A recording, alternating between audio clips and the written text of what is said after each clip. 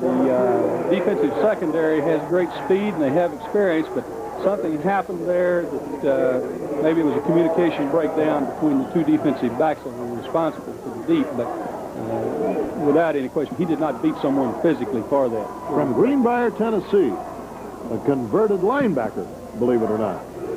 First down on the 12-yard line. Beautiful hole opening up for Vince Hall, and he wiggles through inside the 10. Wayne Davis makes the stop on him, and I think you're going to hear the name Wayne Davis quite a bit. Number 22 this afternoon. Well, I believe we have an offensive unit here that has a lot of precision, a lot of confidence, and they're varied. They do a lot of things well, as we've already seen. Second down, about 7. The ball is just inside the 10-yard line. No score in the game, but Middle Tennessee State is definitely threatening here. And that long gainer.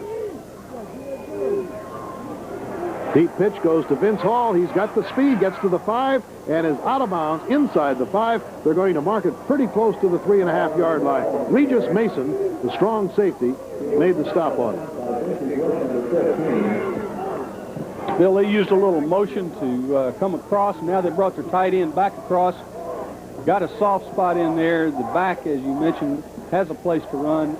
Has a lot of experience at making the good runs, and down close to the goal line, he's going to put it in if he gets a good price. He's got good speed, hasn't he? Yes, he does. These are very good football players, Bill. Ball is on about the, close I can tell, the 2.5-yard line where it's first and goal.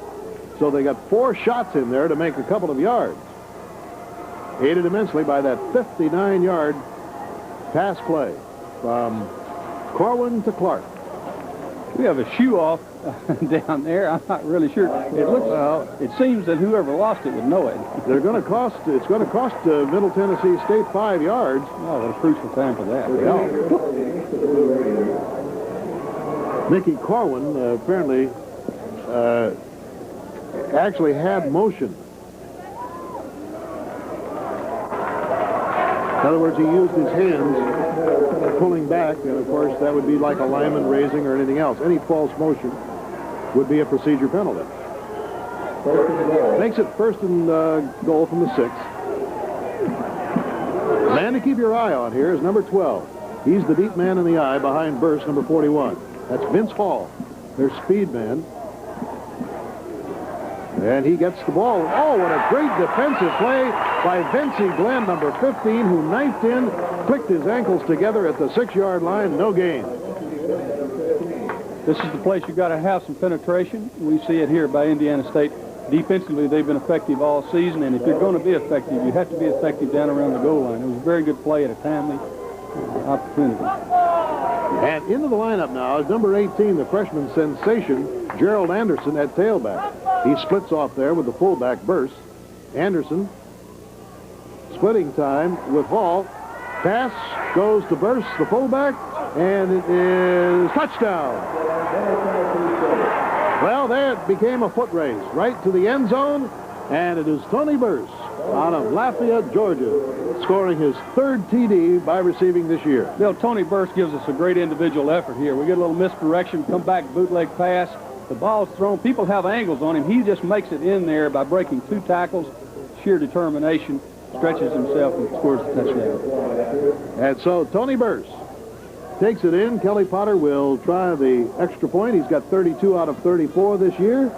And he makes it 33 out of 35. And the Blue Raiders of Middle Tennessee State University have stunned the Sycamores here and lead by the score of 7-0. Timeout on the field, and it is Middle Tennessee State 7, Indiana State nothing.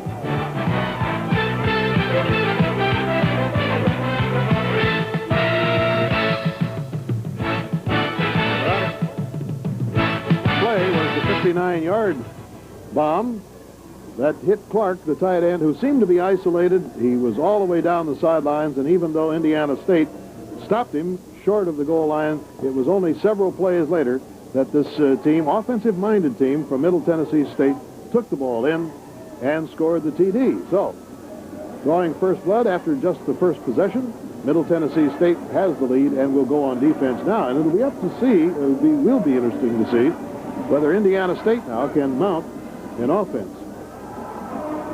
Bill, I felt that Indiana State on their first.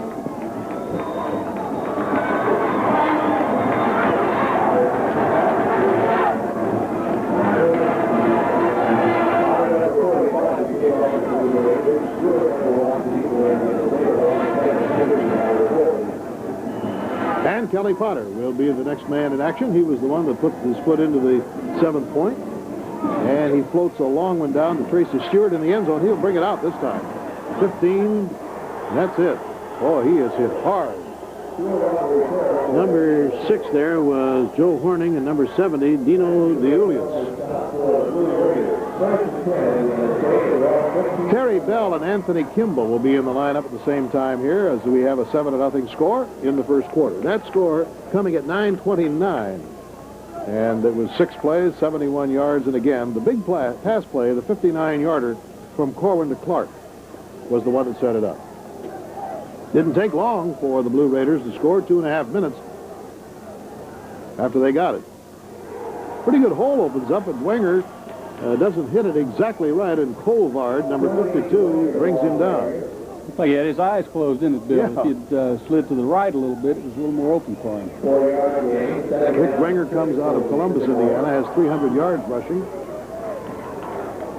He is Mr. Bodybuilder Champion of 1983. Spends most of his time in the weight room, number 28. So it's second down, about 7. And here's Miller on the screen. Dawson on the receiving end has his first down at the 27-yard line, and Bob Moorhead, number 23 of the Blue Raiders, comes up and knocks him down. So Herb Dawson. Well, Jeff Miller is impressive to me here. He sprints to the right, does a good job of acting, but when he has to turn and deliver the football on the move, it's very accurate, very precise. I believe he's showing 2 things. One, that he has great ability as a quarterback, and 2, that the execution of all season long is paying off for him. Don Hitz, number 80, has gone in at tight end now for Dawson. Little delay through the line. The hole again opens for Dwenger. Closes quickly as Kenny McDaniel gets his nose in there and stops the play.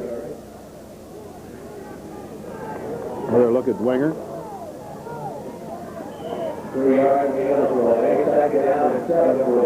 So the ball is on just short of the 30-yard line. Indiana State trailing here in the first quarter, 7-0 to the Blue Raiders of Middle Tennessee State.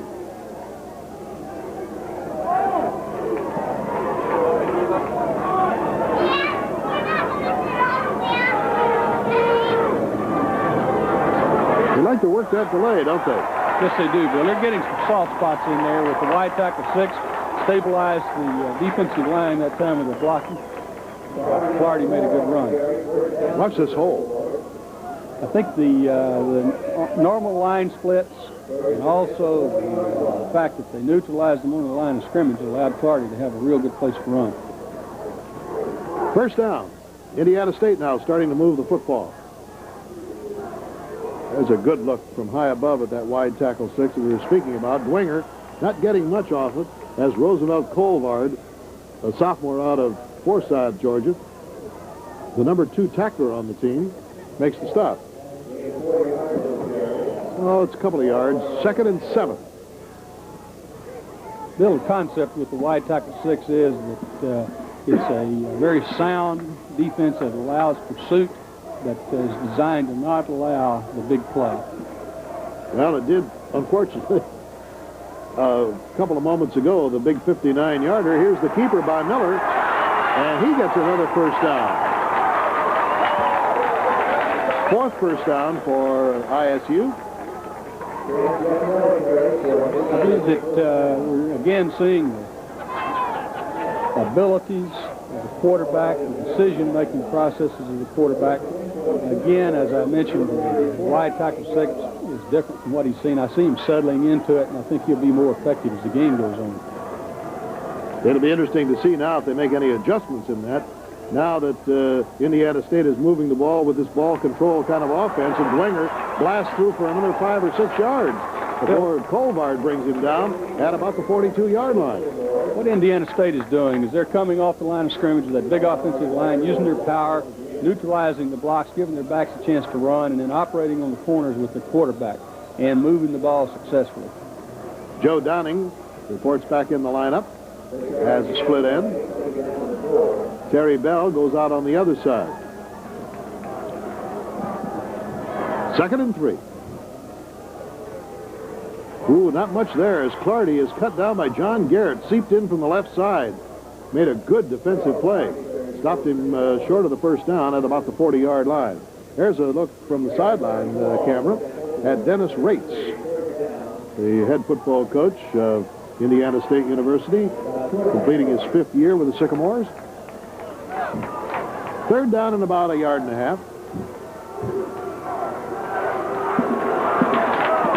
Middle Tennessee has not appeared in a postseason game in 20 years. This is a big milestone for them. Cutting back is Dwenger. I'm not so sure he got it. Kenny McDaniel, the defensive left tackle, sophomore out of Nashville, made the stop along with Greg Castile. It'll be very close to this first down. I think it's going to be like a lot of times, Bill, according to the mark. It's one of those things they bring out and measure. Middle Tennessee State leading this game 7-0. Indiana State, however, has been impressive in this time-consuming drive, taking it from its own 15-yard line down to inside the 40. Got it. Big roar goes up in the hometown crowd. Both of these football teams are good offensively. I was very impressed with the explosiveness of Middle Tennessee. I've seen Indiana State come back and with a controlled drive, do a lot of things, show a lot of versatility. I believe we have a real football game in our hands. Coming out wide to the right here now is Downing, the leading receiver. Wears number 23. We might keep our eye on him on this first down situation. Yeah, he's got it. Oh, he muffed it. Tried to run just a little bit before, and I think he had a pretty good pass ahead of him there, Johnny. He really did. I want to know more than what he was doing, how you knew what the play was going to be.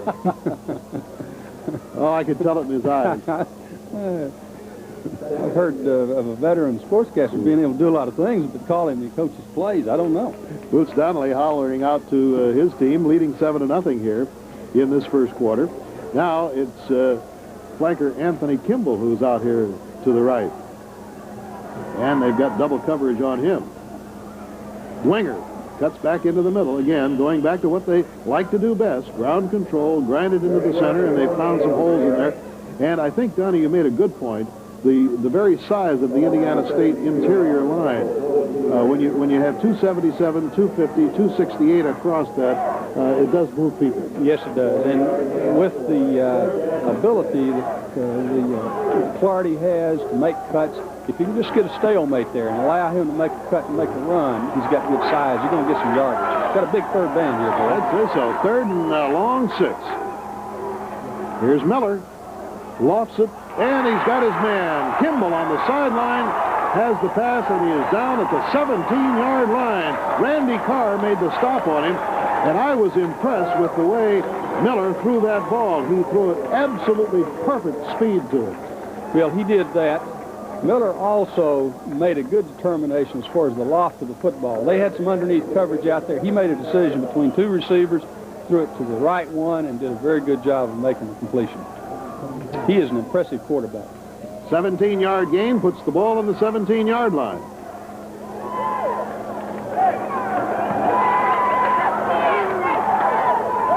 So Indiana State now gives the ball to Dwenger. He blasts inside the 15 and falls forward to about the 13-yard line. Doug Holman, junior out of Downey, California, the left defensive guard, teams up with Garrett to make the stop on him. Now Middle Tennessee State University's lead is being threatened. We have 3 minutes, 28 seconds to go in this first quarter. It's 7-0 in favor of the Blue Raiders, but the Sycamores of Indiana State University are threatening here. Miller looks over that unusual wide tackle 6. Deep pitch goes back to Clardy. Boy, a good play by Randy Carr. Number 4 on number 4. Randy Carr is an active football player. Again, we come down to that third down situation. I believe that we can look for the quarterback to be the big play man here. I mentioned that Middle Tennessee has not appeared in a postseason game in 20 years. However, in their very first ever, that was the Grantland Rice Bowl back in the Division II days when the Blue Raiders defeated Muskingum for the national title, 20-0. Third down, 7. And Miller looks down, throws a lofty one into the end zone. It is incomplete. Don Griffin covering on the play, and Joe Downing was the receiver. Don Griffin, whose younger brother James was a former All-Ohio Valley player, comes up with a big one. Bill, what we see here is a great defensive play because the ball was thrown perfectly. The receiver had a lead. The defender recovered, made a tremendous play on the football. Scott Bridges has gone in to try this field goal. He will be trying it from the 20, a 30-yard attempt, and he's 5 out of 6 from that range during the season. So this good kicker out of Griffith, Indiana, puts it up, and it is not good. Apparently drifted off to the right. So time has stopped on the field. 2 minutes and 35 seconds to go in the quarter, and Middle Tennessee State still has that 7-0 lead.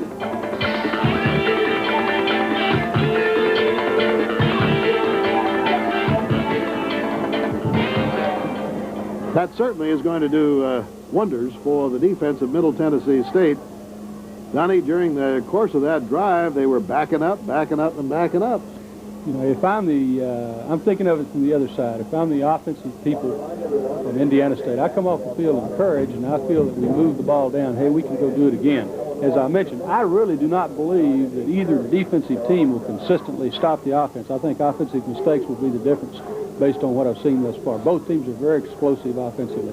Middle Tennessee's defense is, again, that wide tackle 6, bleed slowly, don't give up the deep one, hope for the mistake, keep them out of the end zone. That's exactly what happened.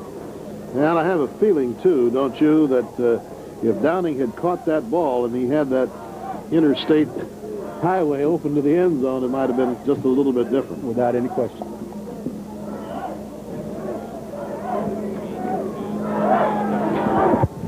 Bill Fleming and Donnie Duncan here at Memorial Stadium in Terre Haute, Indiana.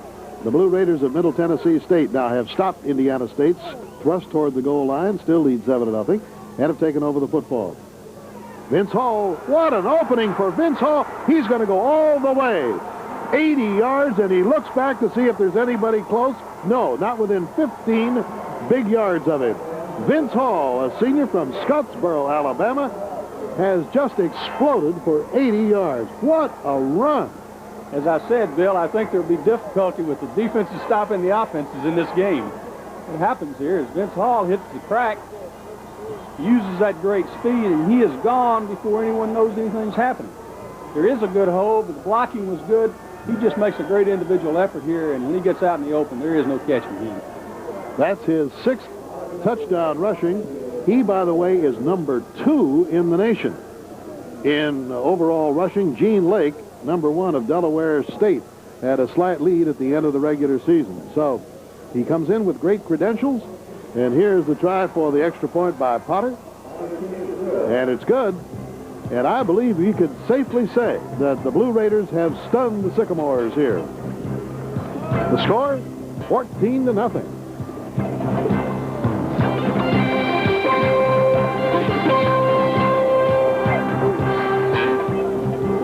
Well, behind that crowd of players over there is Boots Donnelly. You know, he gave some indication, I think, Donnie, yesterday when he said, I know they're bigger, but I think we're just a little quicker. Yes. I see a lot of quickness on the field on the part of Middle Tennessee, and I also see an outstanding coaching job and utilization of that speed. Bill, if I'm Indiana State here, I do not want to panic. I want to come back, run my offense, put one in the end zone, 14-7, and make some decisions about what to do next in terms of the way that I go about it. I don't see at this point, if I'm Coach Raid said I have to make a great change in the way I've gone about things because I have moved the ball. I don't have any points, but I haven't moved the ball.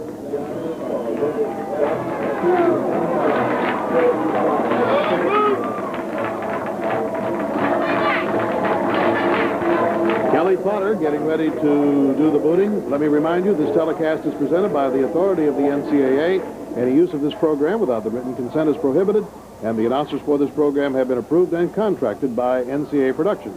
Here's Tracy Stewart racing out from the end zone, and he is level at the 20-yard line. Middle Tennessee is an emotional football team. We've got another shot of the touchdown play here from a different angle. See the handoff. See Hall cut back to his left. You see the hole open up. There's just no one there. I might point out that did not happen automatically. The downfield blocking by the Middle Tennessee football team is outstanding. 11 seconds to run 80 yards. Not bad. Carrying a football in uniform, right? So it's a first down right on the 20-yard line for the Sycamores, trailing 14-0. Delay to Kevin Henderson.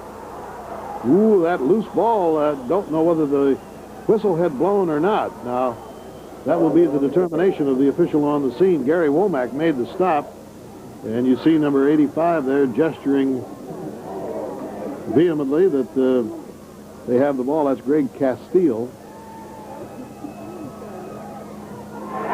Yep, that's what happened. Henderson fumbled the ball. Garrett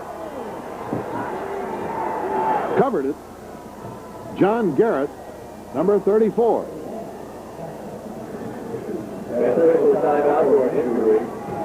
The ball was tucked. It was stripped as he made a cut. Sometimes, Bill, when you see two players scissoring across one another, a hand or an arm will reach out, hit the ball unexpectedly. The ball was not being carried loosely. It was tucked away. Just one of those things that happen in football. And the man who fumbled it, Kevin Henderson, is down on the field being attended to right now. I don't really, you know, the pileup was down there for a long time. I don't really understand what's hurt or if it's just now being discovered. Surely not. Surely he's not been down there all the time wanting people to get off. It looks like his left shoulder.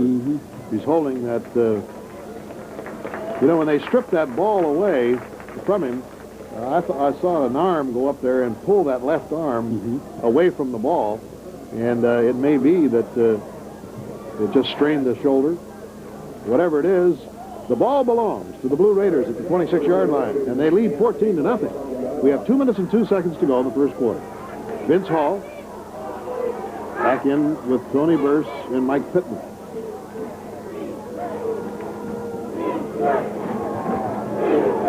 Corwin, the quarterback, fakes the handoff, throws it deep to the end zone to Clark. He's got it for another touchdown.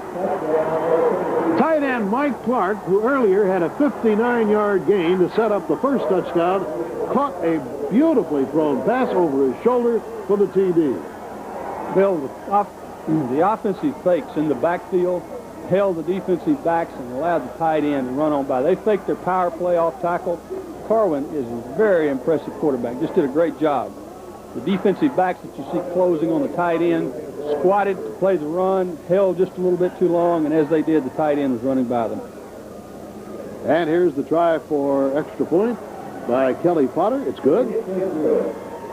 Well, quite frankly, I am shocked. I thought this would be about a 7-7 or 0-0 first quarter, or maybe 7-0, but certainly not 21-0. Bill, let me tell you something. I believe that all the principals involved here today are shocked. Both head coaches are, for obvious reasons. I don't believe that Coach Donnelly expected to be hit 21-0 at this point. He'll certainly take it, and he's very pleased with what's going on. Dennis Rates has got some things to do. He's got some work to do. He's got to come out now offensively, move the football down, get it in the end zone. It's imperative.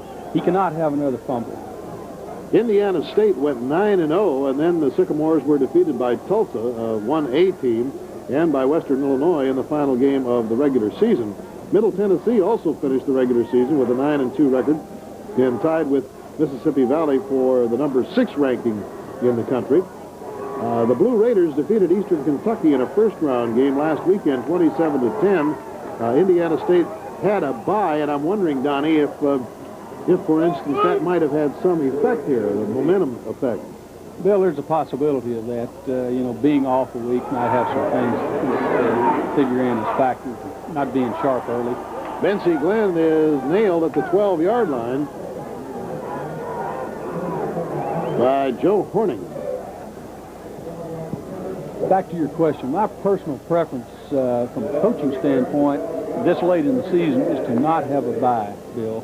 You have some rhythm, you have some continuity. You don't want to lose that. Now, if your team has several injuries and that type of thing, that's a different matter. But if you're clicking and things are okay, then I would prefer to continue to play. So it's first down for the Sycamores, trailing 21-0 here in the closing 2 minutes of this first quarter. Darrell Clardy only gets a couple of yards before Guerin and Peary make the stop on him.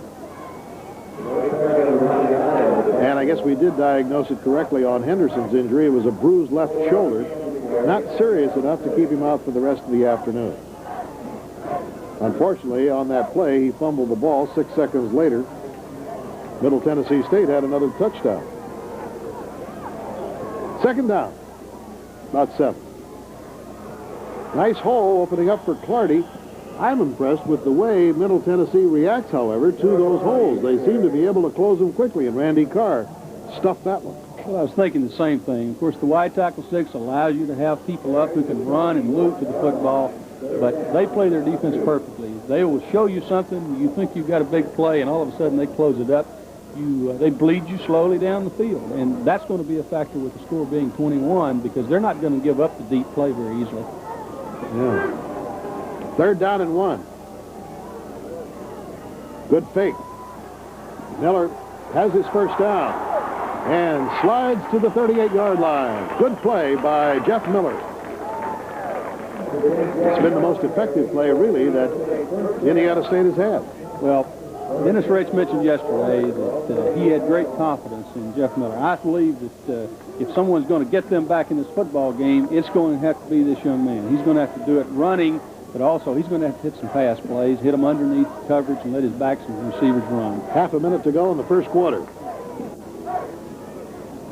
Jimmy Edwards in at fullback now. Wiggles for a couple of yards before McDaniel and Holman and Garrett bring him down.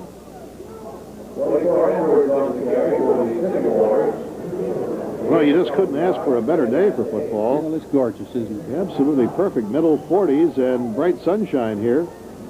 After all kinds of earlier dire predictions of snow, sleet, rain, and what have you, and wind, it dawned beautifully this morning. Well, that's the end of the first quarter. And the score, believe it or not, is Middle Tennessee State 21, Indiana State nothing. And we'll be back after this message.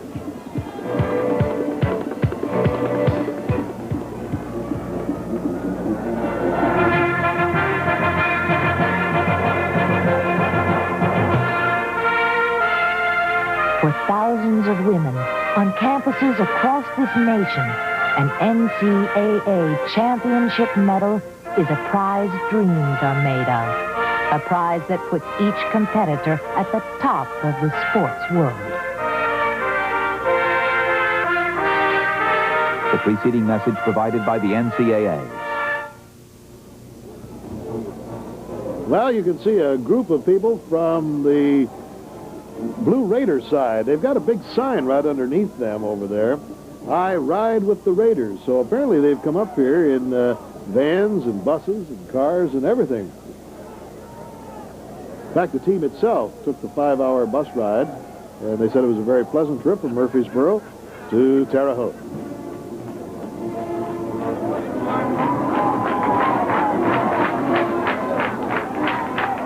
Bill, the way it's shaping up, it's going to be even more pleasant riding back.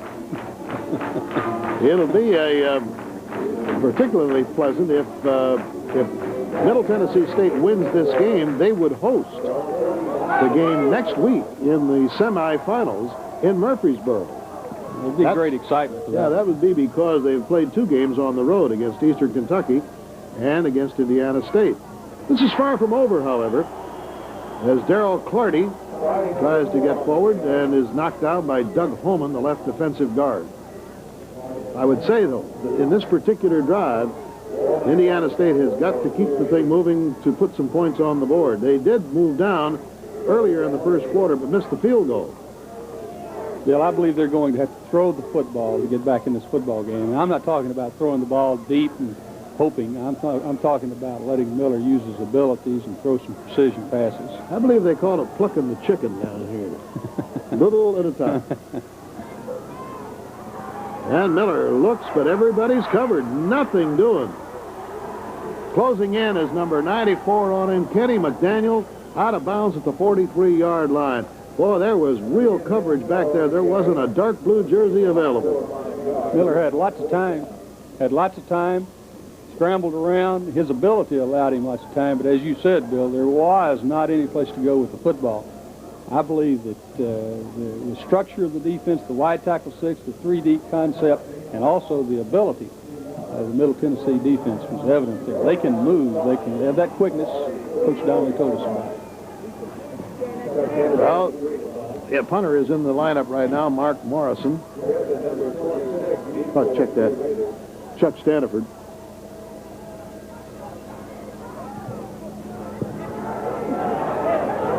How are you going to handle this kick?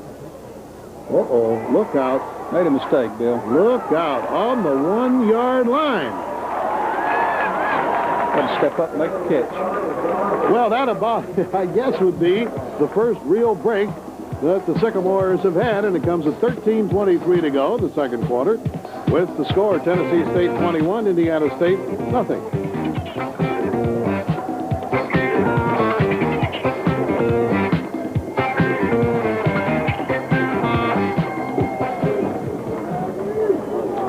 Interesting situation will be developing here when Middle Tennessee will take the ball on officially the 2.5-yard line. Bill, if I'm Indiana State, I think pressure. I want to pressure them, keep them down there, make the turnover. But as I think about that, if we think back, Middle Tennessee has been so explosive, and when you pressure, you open yourself up to the big play. If they pressure them and Middle Tennessee gets the big play, it'll not only demoralize them, but it'll be 7 more on the board and 28, something they can't stand. Well, with a fellow like Vince Hall, I would be very, very nervous to try to do anything like what you were just mentioning because of his elusiveness and explosiveness. Right. He'll make someone miss him and make a long run. He's capable of going the distance.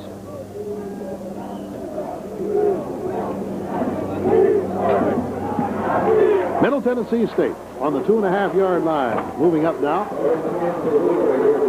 Darrell Martin has gone in at tight end, number 84. Oh, look out. Here's Vince Hall cutting outside, and he gets up to the 12-yard line, maybe 13. Regis Mason knocking him out of bounds, but it'll be very close to a first down. I'll tell you something. Vince Hall has got the kind of speed that can make an offense run. I think he does that pretty well by himself here. Again, makes someone miss him, makes a run on his own, becomes his own blocker in effect. What you gain is you gain a man when you've got a guy like him, Bill. First down. He can make things happen on his own, and you gain a man. And Gerald Henderson has gone in as his replacement. Together, those two last week got 323 yards against Eastern Kentucky. So Anderson's just as dangerous, and he blasts off right into the arms of Regis Mason, number 11, the strong safety, had to make 2 hard tackles in a row. Coach Donnelly told me this about Anderson. He said that when they got down on the goal line and had an opportunity to put the football in the back's hands, they would go with him, a freshman, because they felt he got downhill. We see this happening here. By downhill, I mean he's a slashing type runner. Very strong, too. Look how many people it took to get him down. Second down, about 2. Yeah, 206 yards total rushing, and we're just into the second quarter.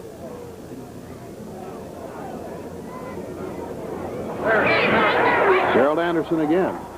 Yet strangely enough, it was the long 59-yard pass from Corwin to Clark that set up the first touchdown, and the third touchdown by Middle Tennessee State that only took 6 seconds to execute was a beautiful 25-yarder from Corwin to Clark. So the passes played a part, definitely, in this game, and yet it is predominantly a running game. Third down, about 1. For sure, it's been an entertaining offensive game, hasn't it? We've got 12 minutes to go in the first half. 3rd and 1 for the Blue Raiders, leading 21-0 here in the second quarter. That's a first down easily by Gerald Anderson. Bobby Boyce making the stop.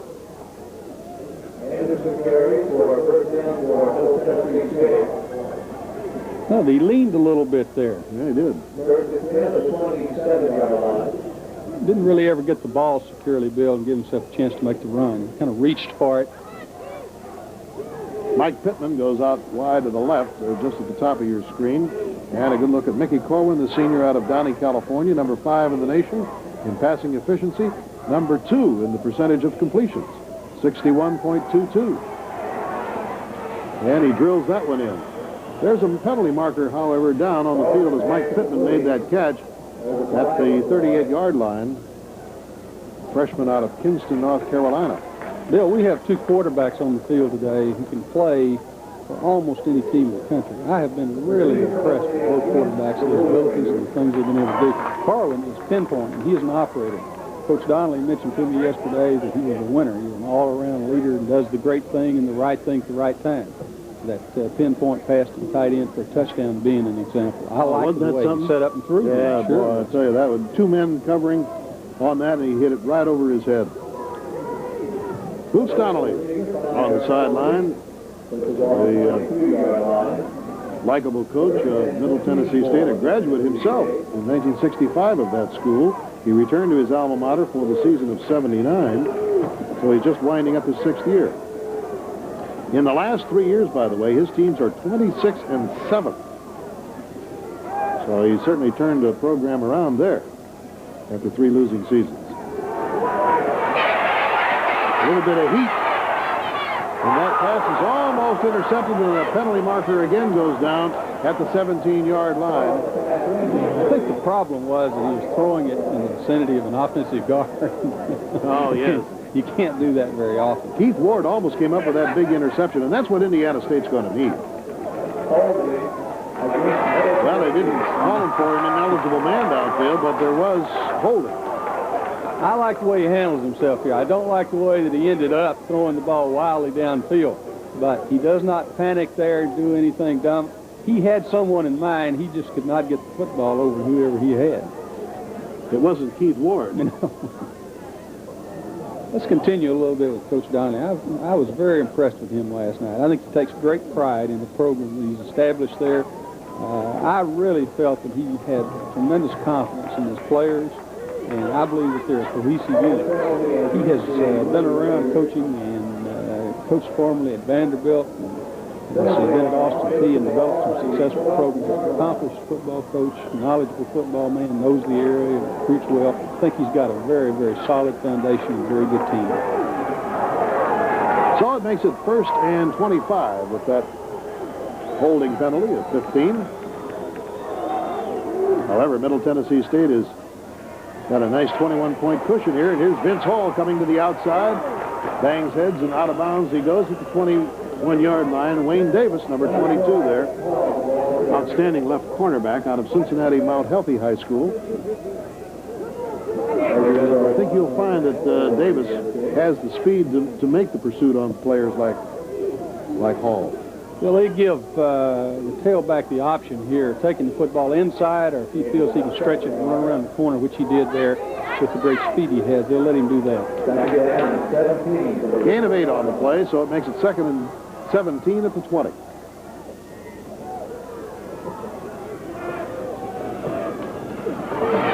And that's Anderson. Oh, boy, he's so elusive. He is dynamite. He is lightning. Wayne Davis made that first shot at him, just slipped right off. You'll see it on the replay.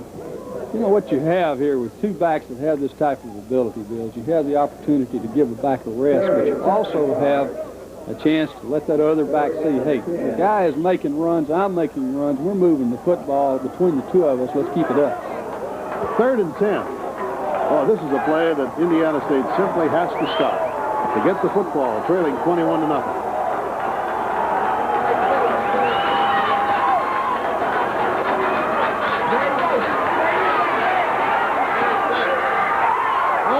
Almost deflected into the arms of the intended receiver, Mike Pittman.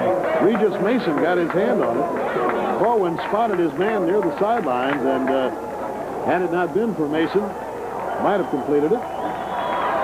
Well, it brings up the 4th down, and Mark Morrison averaging 40.7 yards. And wearing number 21 will report in the lineup. Joe Downing is the single safety back for Indiana State. He has very light thigh pads. I looked, I thought he didn't have any thigh pads on there, Jerry.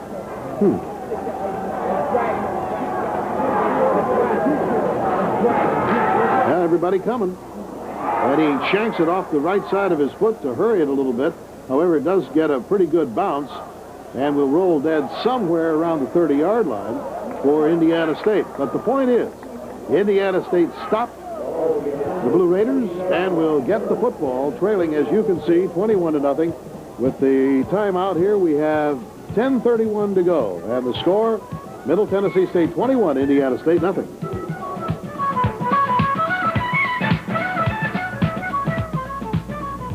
Seems like everybody wants to be a star these days. On the field, with the girls, whatever. Take it from me. Drugs don't make anyone a star. They don't get you the touchdowns or the girls. They just get you in a lot of trouble. You want to be a star? You want to go to college and play a little ball or play the piano? Drugs are just going to get in your way. Look for your fun somewhere else. Make your name through something positive, and it'll be a name they'll want to remember. The preceding message provided by the NCAA.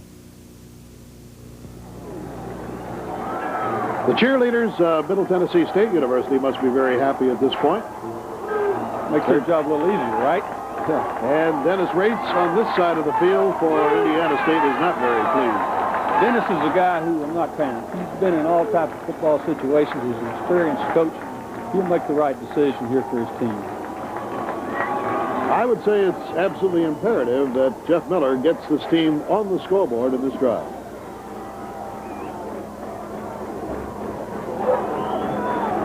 Miller will have Darryl Clardy, Jimmy Edwards, and Anthony Kimball in the backfield.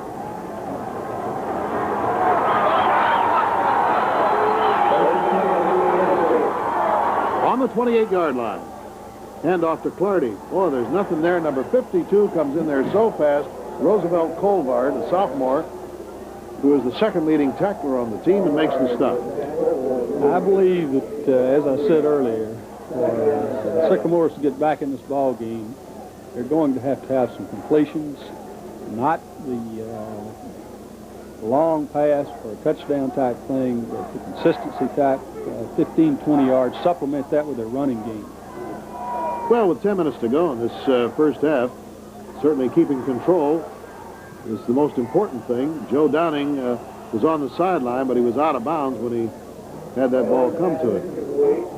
Looked like Miller took a pretty good shot. He was rather slow getting up. 3rd and 7.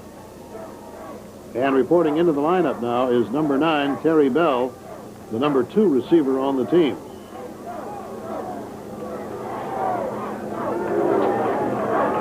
Anthony Kimball goes to the right. Bell is on the left. It would indicate that we may see some kind of a 8 or 10 yard pass play here to pick up this first down. And he's got it. Just about 9 yards. Bill, that's 2 you've called in 1/2. Perfectly. The quarterback drops straight back, reads the entire field. The receiver runs down, runs a square in route here. The quarterback makes the right decision. Ball is delivered well, and as you said, the first down yardage was what he went for. He got that, came across, and was hit perfectly. It's on the 40, 60 yards away from the Middle Tennessee State goal line, and the Blue Raiders are leading 21-0. Jimmy Edwards tripped up there by the initial hit, Greg Castile and Doug Holman.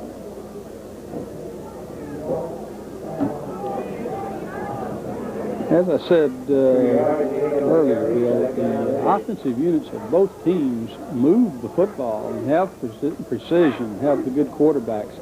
It's just a matter of Indiana State's going to have to do something this time to put the football in the end zone and get on the scoreboard.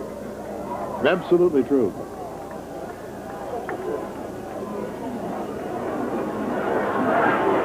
Right down the middle. And it's Herbert Dawson, the tight end. It's got it on the 43-yard line. First down. Juan Buford making the stop on him. Again, we see the quarterback drop straight back, reads the field, steps up in the pocket, really delivers the ball with a good touch to the tight end who makes a good catch. Jeff Miller is a very good quarterback, Bill. The Blue Raiders want to talk things over at this point, and they call a timeout as Boots Donnelly will bring them over to the sideline. I think that's rather significant. He wants to, first of all, cool things down for Indiana State. Gives us a chance to talk about Boots himself, and he seems to be gesturing quite a bit. Maybe you can read his lips. He's a former high school quarterback and an all-stater in Tennessee. However, when he went to Middle Tennessee, they switched him to a defensive back. And he played there for 3 years as a defensive back. And maybe as a former defensive back, he just didn't like what he saw. I don't think he did. I'm not sure we would want to read his lips at this point, Bill. I think he's getting after him pretty good over there. As you said, too, cool him down a little bit, but this is a little bit similar to cooling down the offense, too. Miller's got a hot hand. Dennis is going over some things there, saying, what is it that we've not done that we can do, talking to his coaches upstairs. The things they're doing well. I believe that Miller is capable of moving this football team. He's capable of moving it down the football field. He's already demonstrated that to a point here. They just have to complete the drive. Pressure definitely on Indiana State. We have 8 minutes and 54 seconds to go in the first half. They're trailing 21-0 in this playoff game. First down. Miller ducks inside, stumbles a bit, but does get 6 or 7. Everything they have done on this drive has been very successful for them. He's had his hands on the football at some point. It's an option play. You don't find many guys who can throw the football like he did the time before, come down the line of scrimmage, run the down the line option, execute it, turn up the field, and make the yardage. What a He's dimension. Tough player. He's a tough player, Bill. Mm-hmm. Big kid, 6'3". He's also an academic All-America for 2 years. Wow, Clardy just gallops through a big opening and gets a couple of extra yards with a semi-hurdle. Randy Carr and Don Griffin bring him down. Clardy is a big, strong back, and by virtue of the fact that they have moved the football down, doing other things first and him second, as we see here, he's able to do some of the things he does best. I believe that they've changed a little bit of their thought process. When you use the quarterback, get the bigger plays, then supplement that with the run rather than vice versa. Well, it's a first down on the 27-yard line. Fullback Jimmy Edwards goes in there. You know, they haven't used Wenger now for the better part of 8 minutes. I'm wondering if he might have gotten shaken up. I'm not really sure. Sometimes the back just has a bad day. You know, Dwenger, as we mentioned, hit that hole and was in the inside of it when he should have been on the outside. And later on, had a hole and didn't make a run. Maybe they want a little more speed than what he has in there. It'll be 2nd and 8 on the 25. Once again, in case you joined us late, this is one of 4 quarterfinal games in Division I AA. The champion to be crowned 2 weeks from today in Charleston, South Carolina. Jimmy Edwards, I think that's a classic example of what you said earlier, Donnie Duncan, where it looks like you've got a huge hole to gallop through, and all of a sudden, bang. That's right. Close. Their pursuit is excellent. I believe that they are at this point, because I'm talking about in the playoffs, because they have an excellent defense that is able to do that. A wide tackle 6 will kill you if you can't get off blocks and close those holes. You've got to play the guy, slide off, make the hole, or make the tackle, and get some help. You've got to have people who pursue with you. I think this isn't big. 3rd down and 6. With the team trailing 21-0. Miller goes to the air, and he gets a little heat. Down the center he goes. It's Darrell Clardy. Now, he caught that ball at about the 18-yard line. Randy Carr and Mike Mathis were on his back. Did he make it far enough for the first down? I don't know. I don't think so. Maybe a yard short. Crowd saying go. There's not an option here. When you're down 21-0, you go get a touchdown. They don't have to help Coach Rates here. That's it. A yard and a foot. Checking into the lineup, Herb Dawson, the tight end, number 87, with the play from the bench. 4th down and a yard to go. And it is Jimmy Edwards who vaults into the line. Mike Mathis throws the shoulder into him, and it will be so close that we won't even hazard a guess. Not me, Bill. We're back to it. We're going to put it on the official. We're going to say the old standard. It depends on the mark. Oh, that is going to be inches, believe me. Wasn't close enough to measure.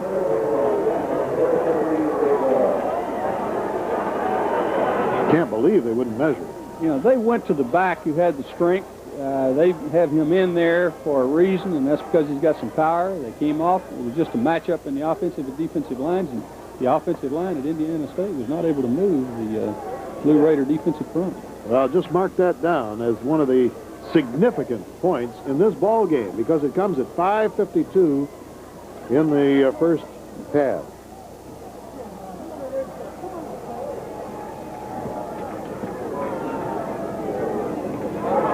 Oh, nothing doing there for Vince Hall. That was an abrupt stop. And maybe Doug Arnold had in mind of getting that football back for the Sycamores. By the way, following this game on many of our stations, you will be seeing the Louisiana Tech Alcorn State game. That will be another of the quarterfinal games being played, and the winner of that game will play the winner of this game next week. And Boots Donnelly, head coach at Middle Tennessee State, hopes very much that his team will be hosting that game. Coach Donnelly is playing every second of this football game himself.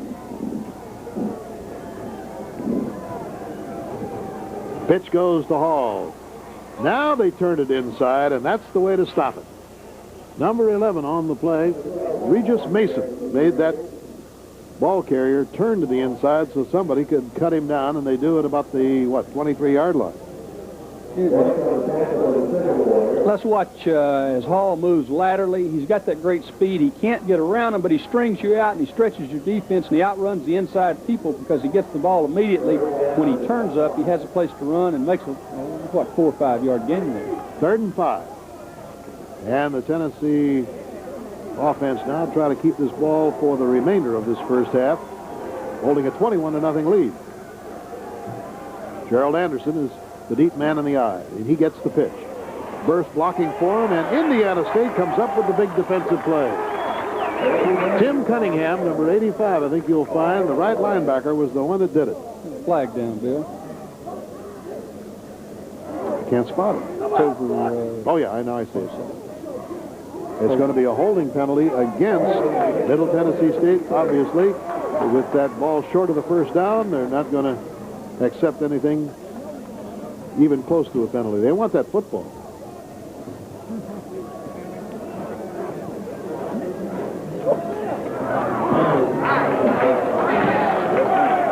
So with the penalty being declined, Mark Morrison will report in the lineup.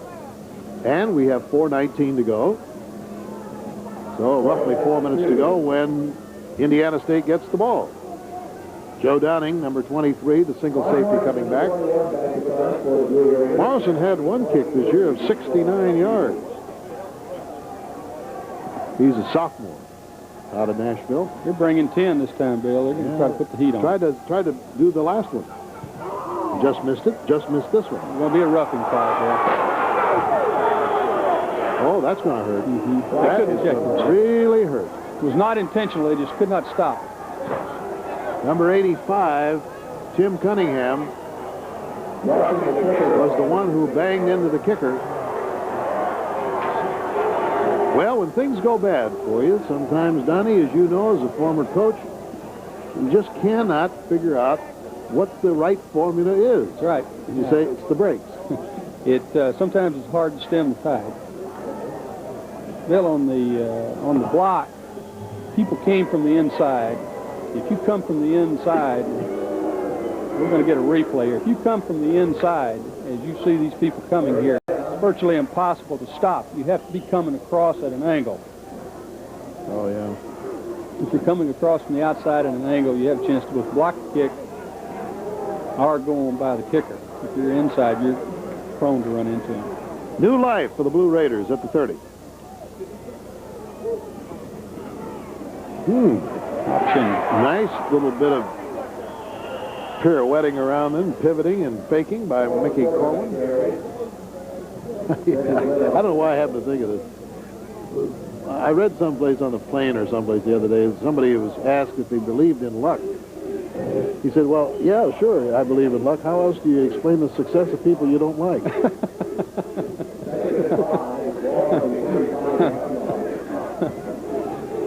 Isn't that good? Or how do you accept it? Either, right? Ball on the 35-yard line. 3 minutes and 15 seconds to go in the first half. And Mike Clark, the big tight end, is in motion. There's another marker down as Vince Hall is given the ball for a couple of yards, and Doug Arnold makes the stop on him. I would imagine if this is holding, they're going to take this penalty. Try to set them back and gain some yards.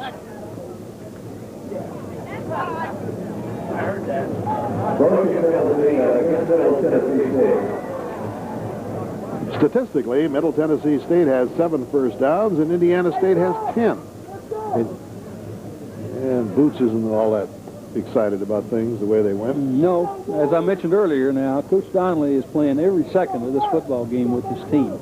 We get enough sideline shots of him to show that he's a very emotional coach, and he's very much involved in the game. I'll tell you what's going to be the biggest thing is when he gets in there at halftime, if he holds his 21-0 lead, to convince his players that they have to play 30 hard minutes of football. That's right. You know, the thing that when he called timeout, and the thing I've seen him do is he has stayed with them, Bill. He's not let them get slack.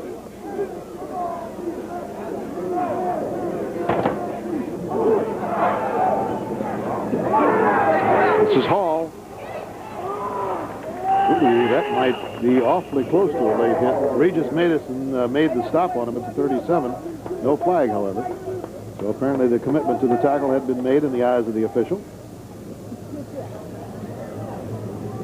Oh, I sure like the way he runs. He gives you that sort of angling run, you know, that low shoulder.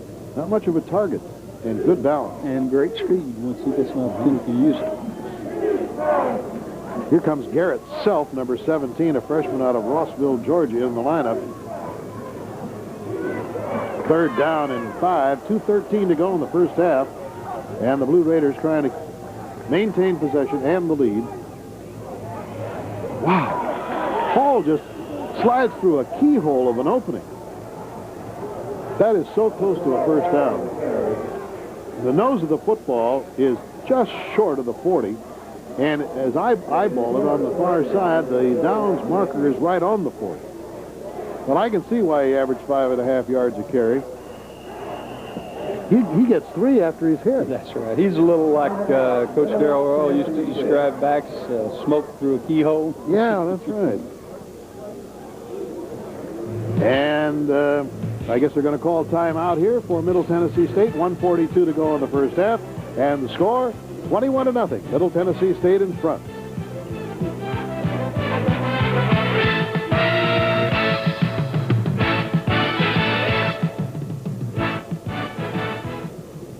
I'm interested in the little conversation going on right here on the far side. The quarterback, Mickey Corwin, talking to Boots Donnelly. He's got a 4th down situation facing him. And, shucks, I don't know. With a 21-0 lead, you don't want to give Indiana State any chance to get 7. No, he needs to punt it. That's what he needs to do. Kick it down there and make them beat you. Don't give them the football here. Beat yourself. Yeah, and Mark Morrison will be coming into the lineup. You know, well, he's shaking his head, and I don't know why he grabs. Oh, I know what it was. Yeah, he should have gotten the first down. All the man has done is run 80 yards for a touchdown. He's mad at him because he didn't get an inch. Got to challenge him. Got to challenge him. Mark Morrison has reported in the lineup with a 4th down and an inch to go. Joe Downing is back. The strategy here being that the Blue Raiders simply want to give Indiana State the ball very, very deep and not have a chance to, let's say, fail on that 4th down attempt.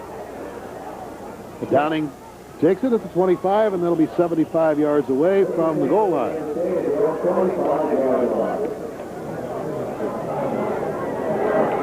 Now, Bill, as an offensive coach here, you got some decisions facing you, too. You're down 21-0. But how many times have you seen the team come out recklessly, throw the football, get it intercepted, and with a minute 34, turn it over? And maybe 28. That's right. So you have to run your offense. You can't throw caution to the wind in a situation like this.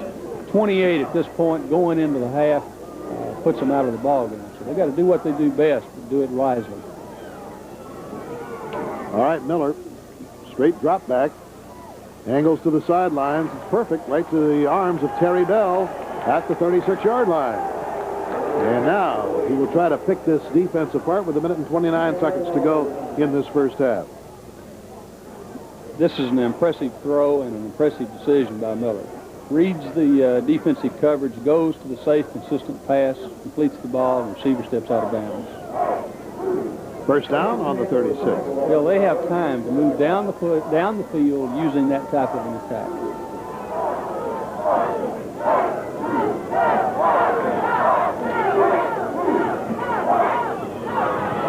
Not much of a rush going on here. Ball bobbled by Darrell Clardy, and he couldn't hang on to it. It will be regarded as an incompleted pass. In other quarterfinal actions today, and I'll get to that in a minute after we see this bobble. What they're doing here, Bill, is they're dragging Clardy underneath. See him, he was in the right corner of the screen, and he's going to slip out. They want to do two things: complete the short pass, get it to him, let him make a run. The official was in the way, and was the reason he didn't make the catch and make the run there. However, the official, it becomes part of the field in those circumstances. They have to be somewhere.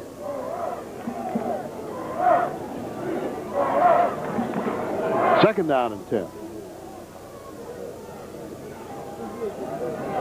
Goes for a little longer one, and he's got his man. Terry Bell steps out of bounds at the 46-yard line. John Garrett covering on the play along with Dewan Buford.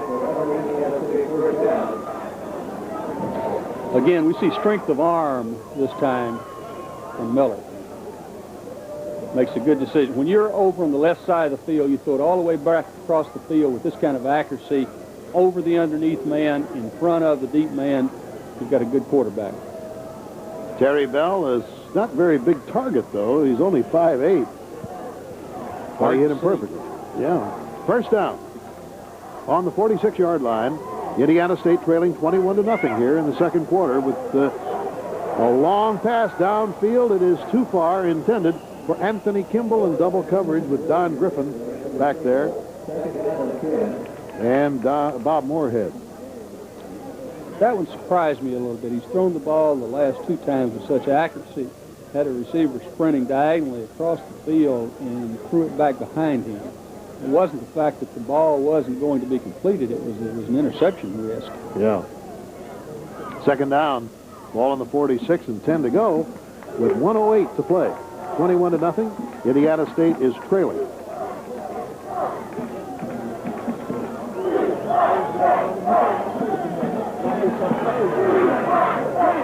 Clardy. Spilled by John Garrett. And it's going to be very close to that first down marker. Need a big two. Yeah, I guess so. They spot it now at about the 38, and he had to go to the 36. What's the poise of the quarterback there? Takes his time, finds his receiver. Nothing open deep, throws to the out. The conception of passing attack by Indiana State is very good, Bill. They position their receivers on the field, let their quarterback have an option, and when they come to the open short man, he's always in position to catch the football and be out of bounds. I'm impressed with the offense that they've run here. Clardy, well, I'm looking at the Middle Tennessee players claiming that he fumbled the ball, but he's the last man down there, and the ball's underneath him, so he didn't. Well, I didn't get the feeling that the ball was squarely placed with him at the time, and sometimes I'm not getting that feeling. It's not something that just popped in my mind. And I don't get the feeling sometimes that Clardy securely gets the football and the quarterback brings it back to him. Maybe it's a timing thing.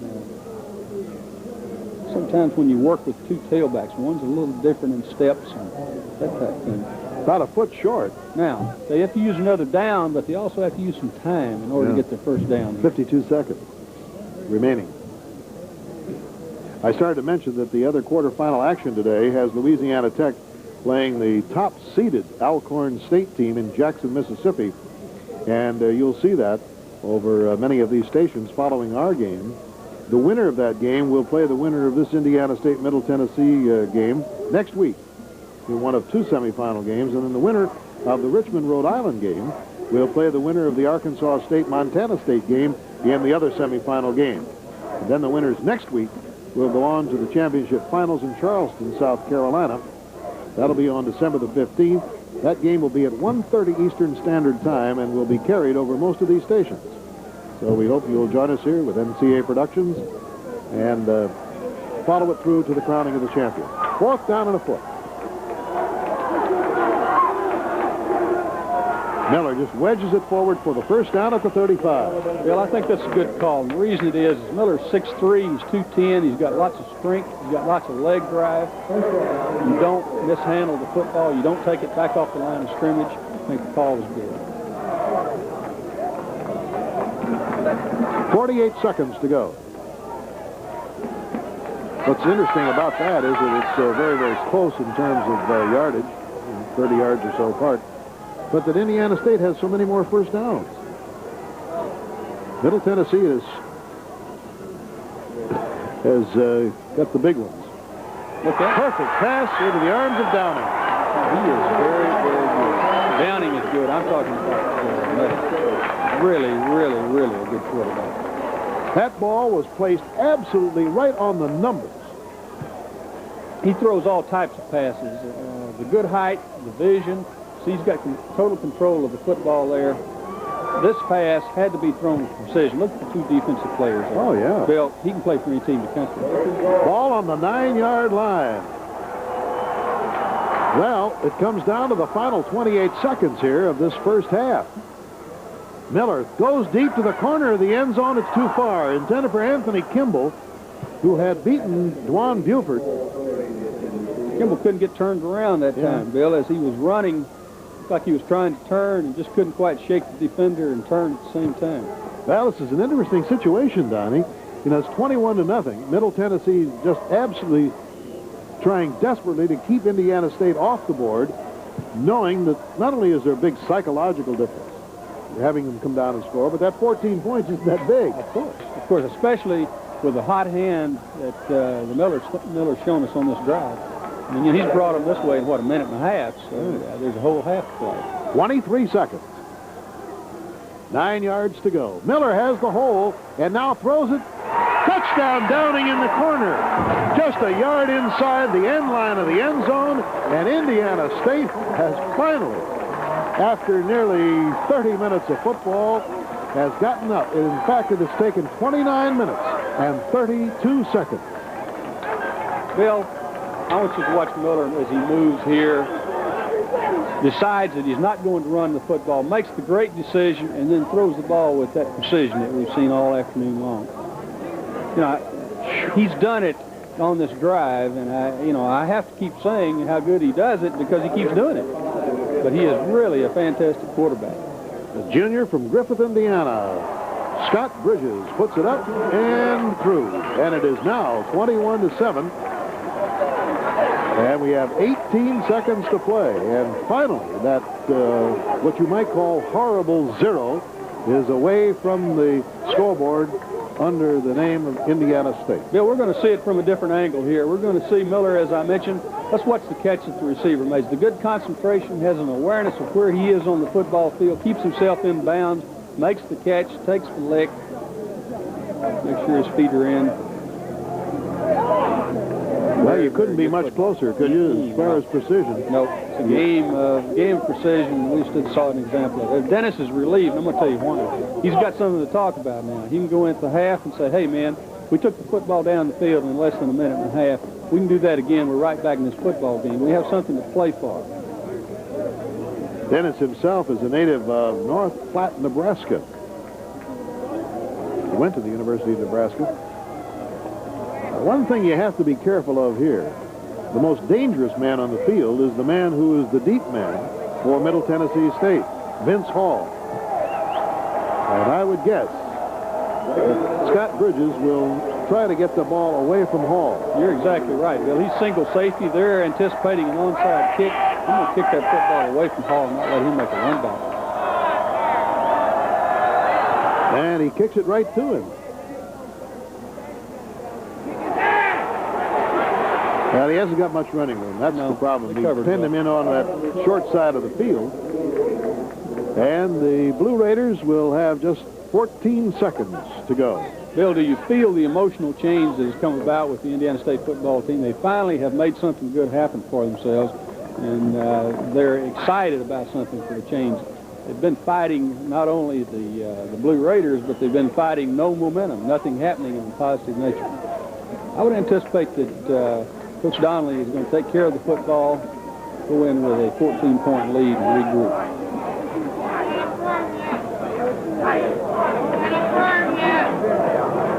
Yep, you're right. Mickey Corwin just protects the ball, and that will make the half run out. And Boots will lead his team to the dressing room, holding a 14-point lead. He would like to have a 21, but I'm certain that he is very pleased with the performance of his Blue Raiders in this first half of this quarterfinal game. So that's the end of the first half with a score 21-7, and we'll be right back after these messages with our halftime show.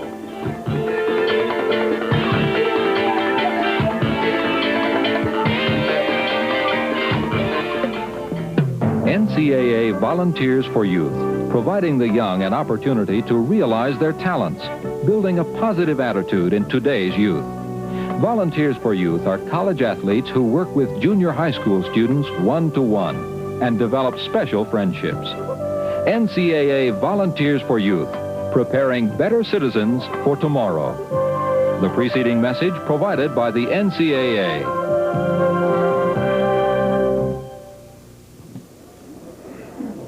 Well, it's halftime here at Memorial Stadium in Terre Haute, Indiana. Middle Tennessee State leading it 21-7.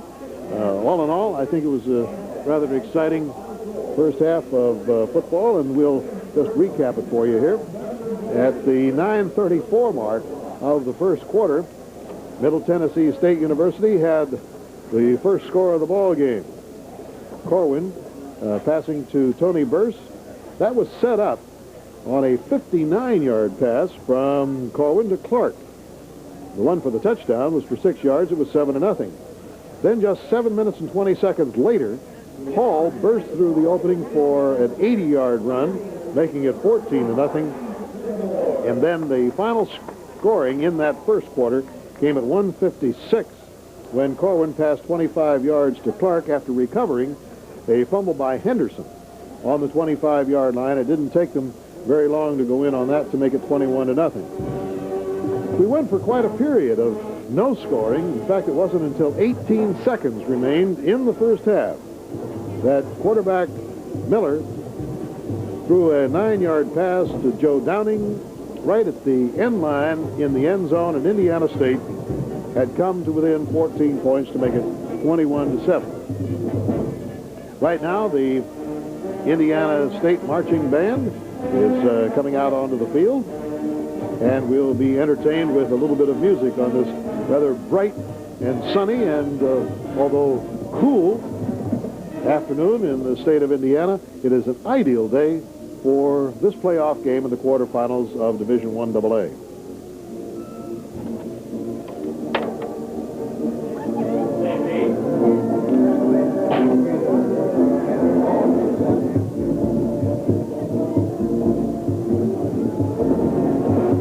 I can't help but feel as we look across the campus at Indiana State University of those halcyon days 5 years ago when Larry Bird took his Sycamores to the championship finals in the NCAA basketball tournament.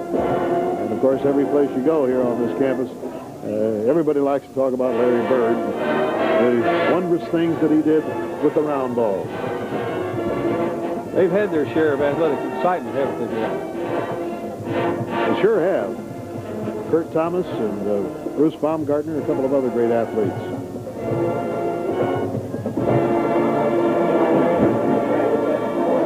Now let's pause for this message.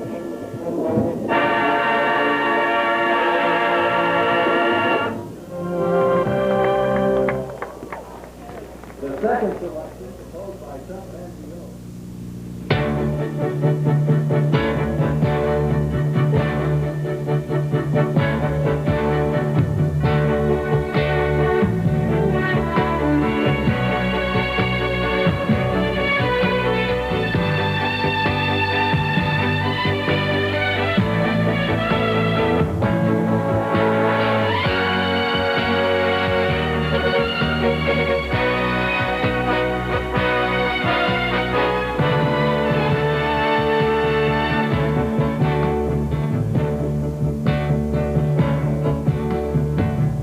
Wherever a university or college stands, it stands and shines. Wherever it exists, the free minds of men, urged on to full and fair inquiry, may still bring wisdom into human affairs. The preceding message provided by the NCAA.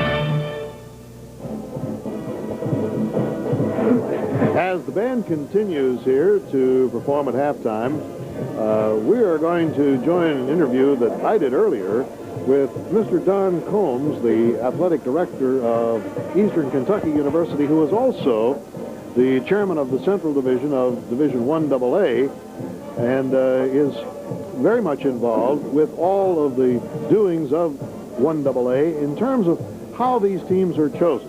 And so for the next moment or so, let's join Mr. Don Combs, who, by the way, is the son of the great baseball player of the New York Yankees, the former Earl Combs, and I can't help but feel that Mr. Combs now, Don Combs, is following in the great athletic tradition of his illustrious father. But let's join him now for that interview that we recorded earlier.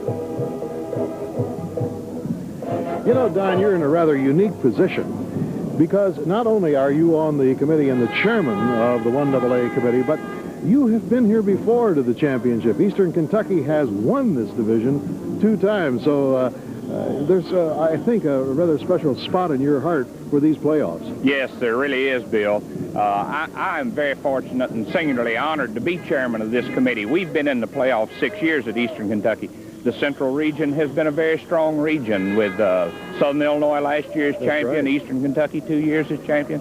So yes, I am singularly honored to be here and very proud of football at the 1AA level. I think if we could get people to see some of this, they'll recognize that there's not a lot of difference except maybe 20 scholarships. Well, let me echo those thoughts, because I have been doing the playoffs for a number of years. Now, only since, what, 1978 or 79 has there been a 1AA, but before that, it was Division 1, Division 2, Division 3. Maybe if you could bring us up to date on this rather unique division, which is only football. Well, that's true. We have schools that were at the lower part of Division 1 that just couldn't come up to the 95 scholarships. We formed a division in between 1 and 2. Division 2 has 45 scholarships, Division 1 95, and we have 70 scholarships. So we think that we are unique. There's some 87 schools in this. Our nation is divided into 4 regions, and there is a representative from each region to select the teams that go to the playoffs. Now, in that group, you have Central, South, West, and East, as you might expect. But each group has an advisory committee of some 4 or 5 people. So it's not a 4-member committee per se, but more a 20 to 25-member committee. Now, there are 12 teams that become those select teams, and those coveted berths, I might add, are very happy occasions when you're named to them. So your committee then will take them on the basis of season performance, or is there a formula as to conference champions? There is a formula, both. You have 6 conference champions. You have 2 guaranteed independents. That's what Indiana State is. That's what University of Richmond are, the guaranteed independents. Then you have 4 at-large teams under the present 12-team format. You have 4 at-large teams, and it's very competitive. You always hear from the 13th and 14th team that didn't make it in and how great they are. You know, we can show you that Eastern Kentucky is better than Houston or Southern Methodist because of comparative scores, but when you beat somebody head-to-head, Murray, Kentucky, in our conference, is an excellent football team, 9-2, and didn't get chosen. But Eastern and Middle both beat them head-to-head. And New Hampshire, for instance, an excellent football team, and 9-2, and doesn't make it in. Arkansas State, 7-3-1, and makes it in as a second team. So it's not an easy decision when you get down to it, but I will say to you honestly that the people are doing the best non-provincial job that they can do. Well, we do know this, that the winners today will meet next week in 2 semifinal games, and then, of course, the championship game on December the 15th, which will be in Johnson Haygood Stadium at the Citadel in Charleston, South Carolina. Don, we'll look forward to seeing you there. Thank you very much for joining us and clarifying the entire playoff situation. Thank you, Bill. We're glad to have you all here. You add a great deal to our program. Well, thank you so much. Mr. Don Combs of Eastern Kentucky University. We'll be right back after this special message from the NCAA.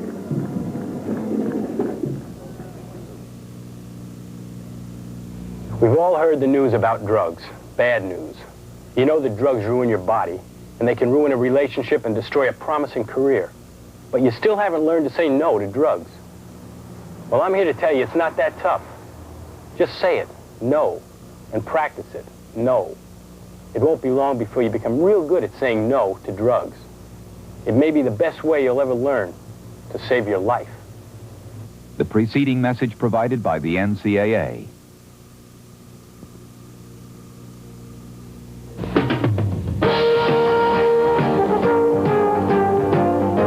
The NCAA conducts 33 women's championships in 16 sports, from basketball to volleyball, and everything in between. For more information about women's championships, contact NCAA Championships, Box 1906, Mission, Kansas, 66201. The preceding message provided by the NCAA. One of the curious anomalies of this game, as I mentioned earlier, and we'll go into detail about the actual statistics a little bit later on, but Middle Tennessee State leads 21-7, but can you believe that Indiana State has a 14-7 lead in first down? And as far as yardage is concerned, it's fairly even. 254 for Indiana State and 242 for Middle Tennessee.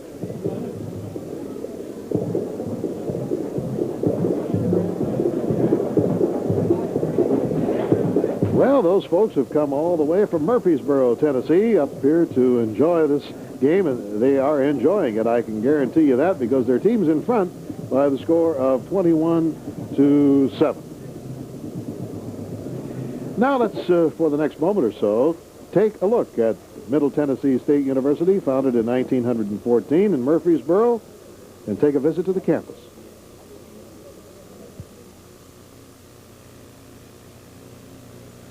Middle Tennessee State University, a coeducational, tax-supported institution, is located in Murfreesboro, less than a mile from the state's geographic center, 32 miles southeast of Nashville.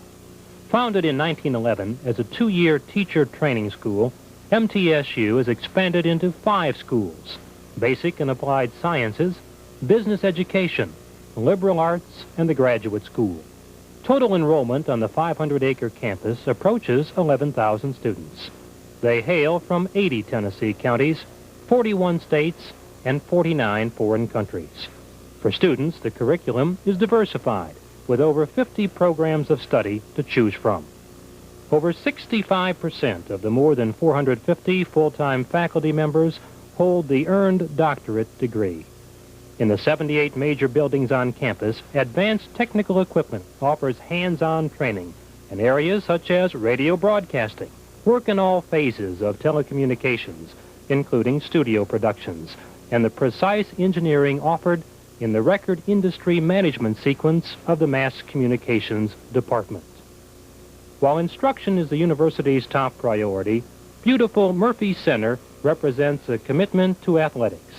A Division I basketball program provides guaranteed excitement for a supportive student body and the total community. And a continually nationally ranked football team offers countrywide exposure for successive Saturday afternoons. MTSU, a university proud in tradition, abundant in educational opportunity. And let's add a footnote to that Middle Tennessee State University is leading here at halftime over Indiana State by the score of 21-7. In the other one other regional game, Rhode Island is leading Richmond at halftime in that game 14-10. And now that we have visited the campus in Murfreesboro, Tennessee, let's take a moment to learn more about Indiana State University here in Terre Haute. This is Indiana State University, a university whose student athletes have been honored for their academic excellence by the NCAA, a university whose School of Business is ranked among the top 10% in the nation, and reflects the overall quality of our academic programs. A university whose faculty have been honored for their outstanding teaching, and a university whose scientists are conducting research in the hopes of uncovering new information about the causes of cancer and heart disease. This is Indiana State University. A couple of other scores. Army is leading Navy in the second quarter, 14-3. In the second period, Auburn and Alabama are tied at 7-all. And in the second quarter, Tennessee is leading Vanderbilt 12-0. And in this game, as you can see, Middle Tennessee State leading Indiana State by the score of 21-7. And we'll pause once again for a message from the NCAA.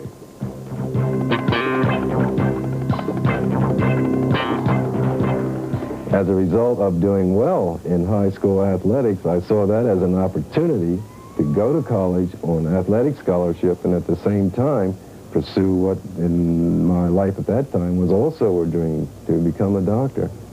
The start of a race or a competition in athletics brings about an anxiety that you soon realize can be carried over and is carried over into other endeavors where there's a question as to the outcome.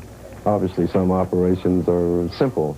Obviously, some competitions you know you're going to win. It's been good, tough, hard football, and you really don't stop that with the timeout. So now Middle Tennessee will set the defense with a second down and, I'd say a long two.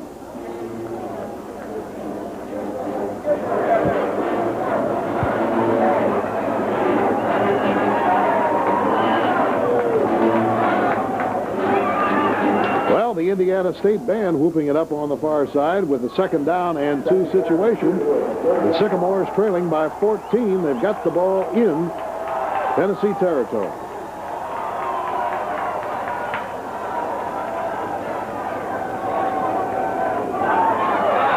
Well, that was a pretty good hit, and Wenger just bounced right off of it. Bounced off of it, but the thing that you pointed out in the first half, Bill, happened again. The pursuit, the closing of the hole by the defense is outstanding in this play. It's going to be awfully close to a first down. I'm going to say it's short, but that's just eyeballing it here from the telecast booth. You're exactly right. About a foot? Yes. Third down. About a foot to go. And Indiana State comes out. Trying to be fired up by their fans here, all standing. Wenger shrugs off a tackle, gets the first down, and gets 7 more yards as Don Griffin finally drops him at the 20-yard line. Bill, Indiana State ran a straight dive play. We're going to get a replay. Watch as both linebackers fill. The tackles loop out, linebackers come inside. They have the perfect play call because he clears the line of scrimmage. Someone has to come from the outside to make the tackle. I tell you, Wenger started this ball game and then gave way to Jimmy Edwards for most of the first half and has come back here in the second half and has really been running hard. That's Clardy, and good defensive effort by Greg Castile turns him down at about the 23-yard line. A loss on the play of a couple of yards. Bill, it's hard to take the football laterally on this football team for two reasons. Structurally, as you'll see here on this replay, they are in a wide tackle 6. They have the field covered laterally. You must beat them up the seams. They're not close to getting around them. They have plenty of football players outside. So the option play in this part of the field, I don't believe is going to be what Indiana State needs. I think they're going to take the ball upfield, and they're going to use a quarterback to throw the football here at some point. Second down and 13. Miller rifles it. He's got Downing, the man he scored a touchdown with, and he's out of bounds at the 15-yard line. Stopped by Bob Moorhead. Bill, they allow Miller to just back straight up, use his great vision, his great height, read the defensive secondary. There is no underneath coverage. He goes to the perfect man. It's a great throw and great catch. Joe Downing, the leading receiver, has 6 touchdowns to his credit so far this year, including the one today, and is a junior out of Lafayette, Indiana, Jefferson High School. Produced a lot of great athletes. Third down and 3.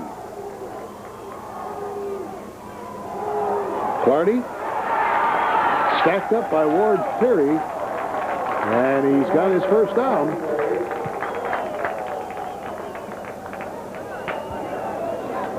What we do is we take the football deep to him here, allow him to make a run. You see the smudge up front with the offensive and defensive lines pushing on each other. He just makes the run, uses a little power, and gains an extra yard. As they set the change, the ball will be just short of the goal line for the first down. If I am Coach Rates here, I'm not going to put myself in a position of having to throw on third. I may come out and let my quarterback run or throw here because he can do both well. Wenger blasts in there between guard and tackle.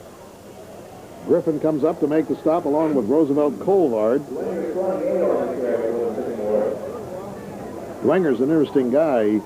He's a bodybuilding nut and spends a lot of time in the weight room and actually won a title, Mr. Bodybuilder, in 1983 and studying criminology here. And he certainly has been running with authority in this third quarter. Puts the ball in the 7, excuse me. Maybe a strong enforcer one day, right? I guess so. 7.5 yards away from the goal line, 7 yards away from a first down. Miller on the options, going to score. Jeff Miller picked his way through there perfectly, but there is a marker at the 9-yard line, so let's not be too hasty in crediting that with a TD. Bring him back, Bo. It's going to be against Indiana State. And even though 13 had gone up on the scoreboard, they're going to have to erase it. Somebody was detected. I believe holding. I'm just guessing. I'm not really sure what's going on. I think they're going to let the touchdown stand and penalize them afterward or something. Oh, really?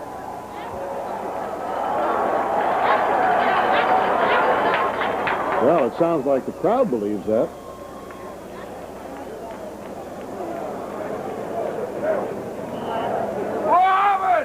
Yes, so. So the touchdown is good, 21-13, and the infraction will be enforced after this try for point and on the ensuing kickoff. Kick is up. It is not good. Bill, let me point out. That's going to be a real big point. After commercial, let me point out something. Okay. Well, we have 7:31 to go in the third quarter, and the score now 21-13. It's getting closer.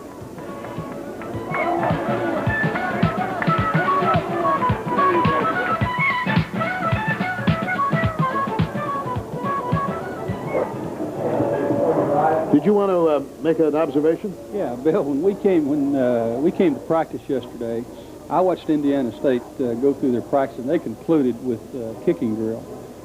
And at that time, their field goal kicker was pushing everything off to the right, and that stuck in my mind. And today, that's happened specifically on 2 occasions, and it's cost him a field goal and an extra point.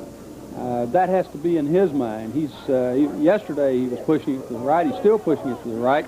I don't know that you can make an in-flight correction on something like that. He's going to have to get it together because he's going to be needed before this game's over. Or maybe they don't use him again. You know, they don't kick a field goal, and you got to go for 2 anyways to get a touchdown to get it even.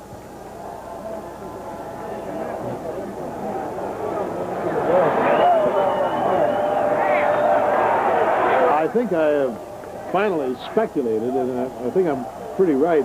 When Miller scored that touchdown, he spiked the ball.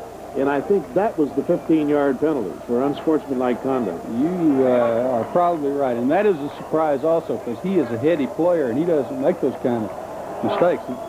If that's the case, then that is one that costs his team some yardage. 15 yards has been chalked off. So we'll go with that and hear it until we hear otherwise. Gerald Anderson takes it at the 10. And he has speed.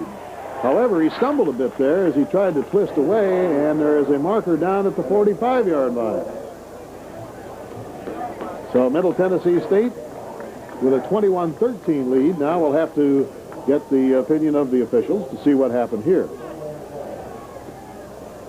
It's a holding penalty against the Blue Raiders.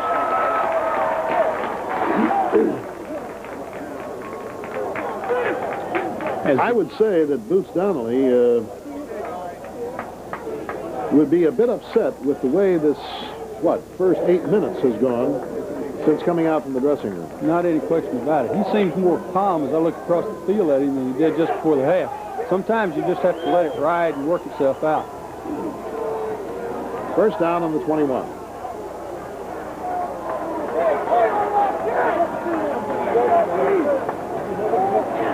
Pitch goes to Hall. Slashes up for a couple of yards to the 25-yard line. Pretty good stop, however, put on him by Brad Burden and Doug Arnold. Defensively, Indiana State is pursuing much better this half than they did the first half. I don't know whether it's the emotional level, whether they just settle down or whatever.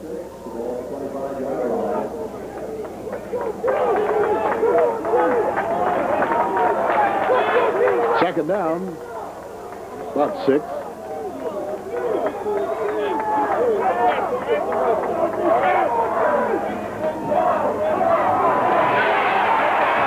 Vince Hall again. And once more, Tim Cunningham leads the defensive charge along with Troy Johnson. And they stop him after only a couple of yards. You know, a fellow who carries 5.5 yards on an average, he's picking up 11 every 2. So I think when you can hold him to 6 and 2, you've done your job. That's right. As I mentioned, I think the Indiana State defense is playing much differently than they did in the first half as far as the pursuit's concerned. They're going to have that because when you're trying to stop a guy who's got that great speed, you have to get off blocks and go help each other. Third down, 3. Hall had 127 yards himself in the first half, including an 80-yard touchdown. Nice pump by Mickey Corwin. However, he's going to be dropped. Number 84, Kurt Bell, the defensive end on the right side from Galesburg, Illinois, brings him down. And it'll bring Mark Morrison into the lineup. I thought he was going to make his first down until Bell bear-hugged him. He's a good scrambler. That was just really a very big play. Corwin made the right decision. He's got adequate speed here. Bell just bounces off and makes the right. He's in the right place at the right time, but he still had to execute the play. So with 4th down and 2, Middle Tennessee State will have to again punt the ball away to Indiana State. The last time they did, the Sycamores went down and got 6. There's a great kick. It really is, Bill. Boy, that forces the receiver way, way back. Downing calling for the fair catch at the 20-yard line. So with timeout, 5:09 to go in the third, it's 21-13 now.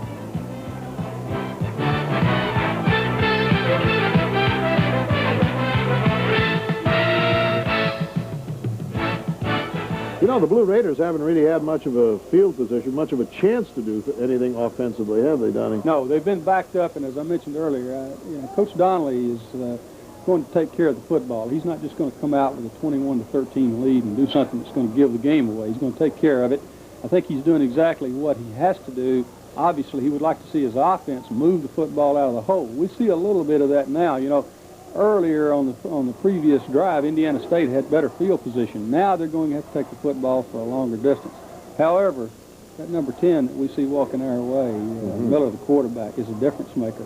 And if he continues with a hot hand throwing the football, got such strength and being able to run the football, they will continue to move it. I do not see them self-destructing, nor do I see Middle Tennessee shutting them down completely.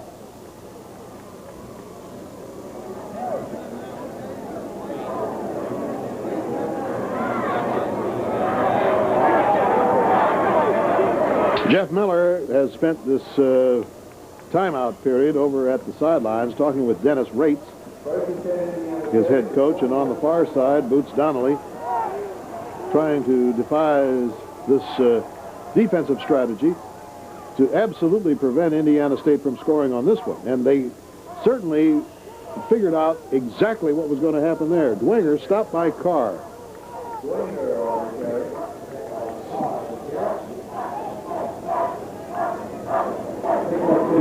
So the ball is placed down on about the 23-yard line.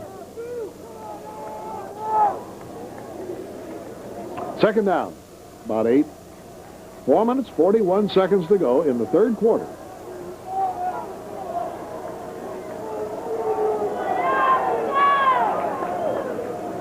And Miller looks to the sidelines and comes back, overthrows his mark, and I'll tell you, just to get rid of the ball was a feat. Herb Dawson was on this side. Well, that was a tight end screen, and Miller got a little press. He remained really calm, and maybe a little calm too long, because if he had gotten the ball back out, they had a chance to make a long run. There were 3 blockers and the tight end, and it was going to be a big play. Jeff Miller, by the way, has been all academic for 2 years in computer sciences. I don't know what his grade average, but 3.5. 3.5 told us yesterday. 3rd down and 8. Good protection. Ooh, what a hit. Was it too soon? No, it was just right. Don Griffin really ripped Terry Bell and may have hurt himself. That's just one of those collisions. Both guys going for the football. Everyone really did a pretty good job here. The quarterback made a good decision. If he had drilled the football any more, might have gotten it there before the defensive back arrived. But those things happen in the passing game downfield. Oh, it looked to me like that right shoulder really took it. Don Griffin is a junior out of Pelham, Georgia, and leads the team in passes broken up, in interceptions, 6th in tackles. And I believe I mentioned earlier that his younger brother, James, couldn't be his younger brother, must be his older brother. Yeah, his older brother, James, played at Middle Tennessee State and made all Ohio Valley. Well, I'll tell you, Don plays with an intensity that every coach is pleased to see. I'll tell you one thing I'm glad about. I'm glad that he's not favoring that shoulder, because, you know, when you get that separation, Donnie, it not only is painful, but it puts you out of commission for a couple of weeks. That's right. So with the 4th down, Chuck Standiford is in to do the punting.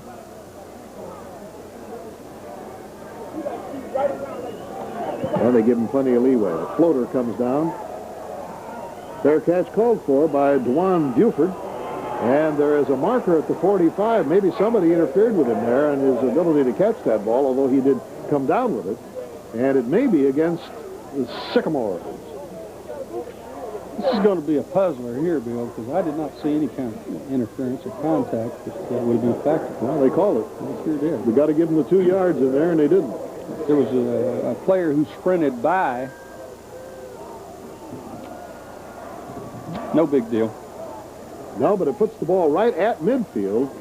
And now, wouldn't you say that here is a critical point for the Blue Raiders, Absolutely. despite their 8-point lead? Absolutely, Bill. They moved the ball 15 yards there in 4-down territory, and by that I mean they have 4 downs to make their 1st down. I wouldn't put it past them to go to their bread and butter man, Vince Hall. Fake to him. Good call. Ball is drilled in there to Mike Pittman. Davis right on his back, and he still caught it. I think we see an example of what we were talking about earlier. Backed up, Middle Tennessee would not do that. 1st down on the 50-yard line, they take the football, come out of there smoking. They're going to use that quarterback and throw the football down the field, get the completion. They're not going to take the risk of letting that interception happen down here. Down there, they will. Very good pass. Really well thrown. And, you know, when you've got that play action and have got to watch Hall, it does freeze the defense just a little bit, doesn't it? That's right. And it keeps the linebackers uptight. And there's Pittman wiggling his way out. Can he move his feet? Yes, sir. Old snake hips, huh? Bill, let me mention something here. Corwin's height is such that he needs to have the linebackers frozen some so he can deliver the ball in a lane. He doesn't need to be able to or have to throw the football over anyone, because he doesn't have the trajectory that Sam Miller does at 6'3". There's just a big difference in how you throw the football. 2nd and 5. The Blue Raiders of Middle Tennessee State, dressed in white, leading 21-13. Hall staggers forward to about the 30. Tim Cunningham buttoning him down there. It's going to bring up a third down and a couple of yards.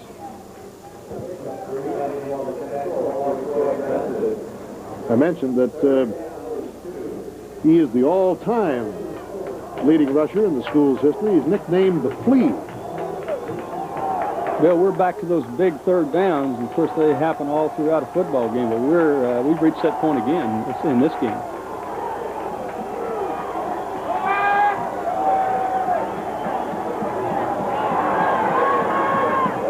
Anderson sprints outside, spins around, and he's got the first down with the extra effort. And Keith Ward came up to make the stop.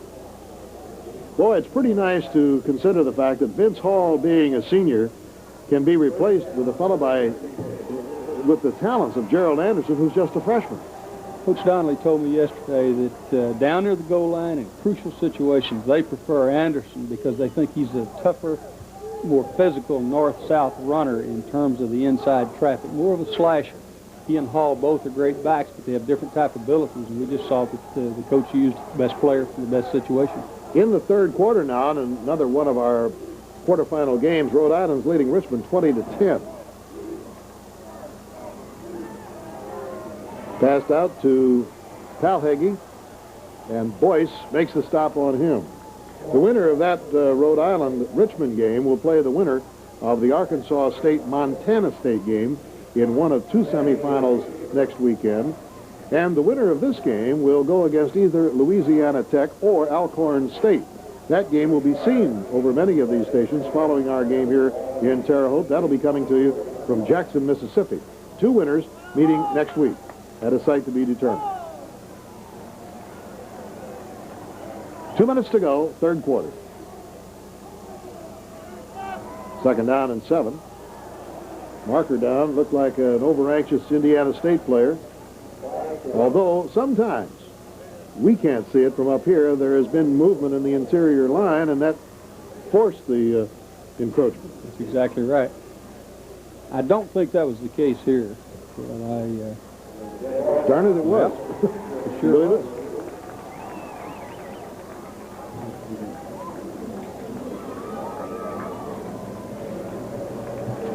So it brings the ball back to the 29.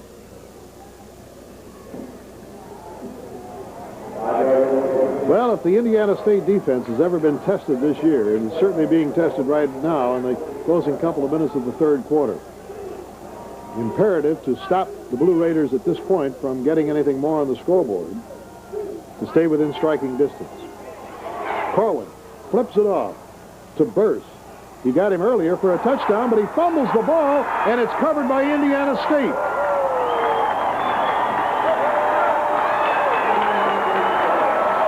That ball popped loose and was covered by Bob Boyce. I like the way the quarterback handles himself here. Drops back, does a good job of looking things off, delivers it. Back really makes a good run. The fumble at the end was something he didn't want to happen, but he's got the ball protected. He just got hit very hard. Ooh, let's don't say that was bad offense. That was just really good defense. Oh, somebody really somersaulted him. Vincey Glenn, number 15, was the one that should get credit for that. He was the one that sliced in there and knocked his feet from underneath him, and the ball was recovered by Bobby Boyce. So Indiana State at the 13 pitches it to Clardy, and he gets 5. 1 minute and 23 seconds to go in the third quarter. I have a feeling, don't you, Donnie, that this game is going to come right down to the end. Look at the possibilities. Yes, you know, a 21-13, if they score, they must go for 2 to tie in order to get into the tiebreaker. Knowing that we have a playoff system, I just looked to see how the lights looked. What was it, last year? That they had a double, and Indiana State won it, with Scott Bridges kicking the field goal. Dwenger trying to get outside, stopped by John Garrett at about the 22-yard line. Well, I don't think there's anything quite like the playoff system. I don't care what sport it is. Whatever you have that elimination, whether it's in college basketball or high school basketball, whatever. And the fact that you can bring it to football and have the playoff system, as many schools do, you know, right now in high school, many states do. It certainly has an added element. Well, as we talked about early in the show, one of these teams is going to go home with their heart broken. Yep. That brings an element to the game that adds to it. Third down and less than a yard. And Dwinger picks it up. First down at the 25. Mick Mathis making the stop on him. Bill Dwinger said, when I get back in there, you're not going to get me out again. I think we read that one exactly right. I think your speculation, the fact that Jimmy Edwards played so much in that first half, was the fact that Dennis Race wasn't all that happy with the way Dwinger was finding the holes, or not finding them. Well, that's the end of 3 quarters of play. And the score is 21 for Middle Tennessee State University and 13 for Indiana State University. We'll be right back after these messages.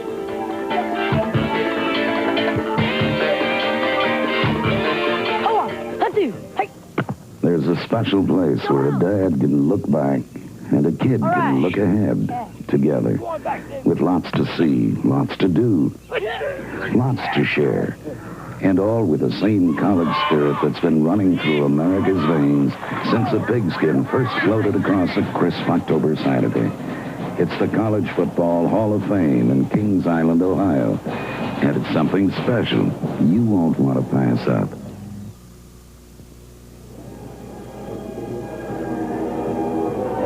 It'll be first down on the 25-yard line when play is resumed here.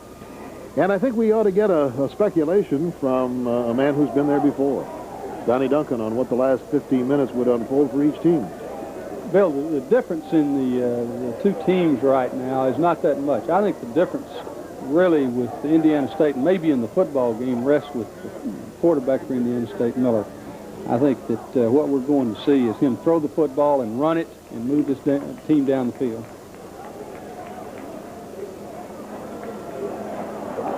Donnie, do you think that he's just going to try to use that option as well as he did earlier? I think that will be part of it. I look for him to throw the football also, throw the intermediate routes, pick the defense.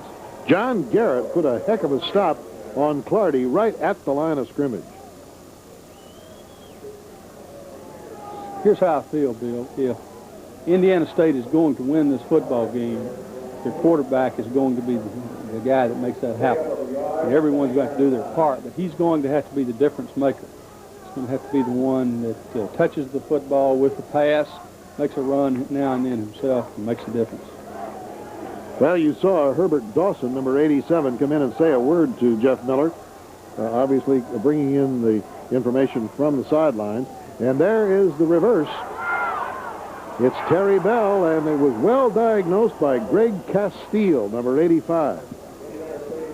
Bill, the wide reverse against the wide tackle 6. A wide tackle 6 really just means that there are 8 people laterally across the field, and it's hard to get a wide tackle 6 out of position. You have to just have somebody make a run, and it's not a conceptually, it's not a play where you're going to fool anyone. You just have to have a little bit of ability to make a run, and the defensive ability caught up there.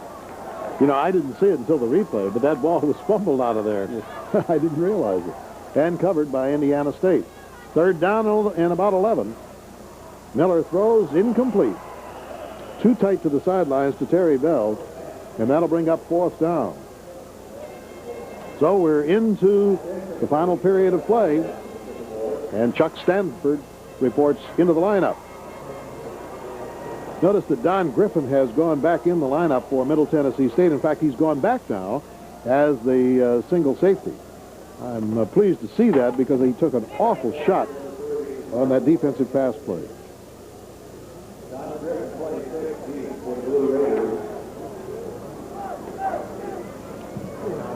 Good high kick.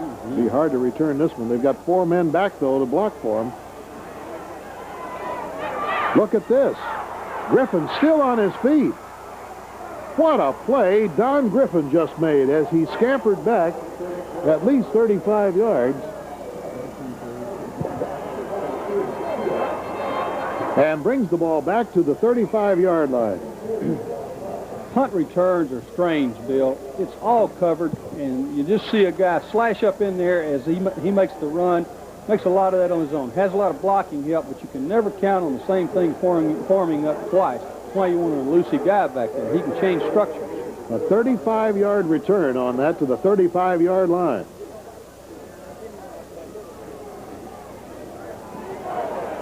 And Vince Hall cut down out of bounds.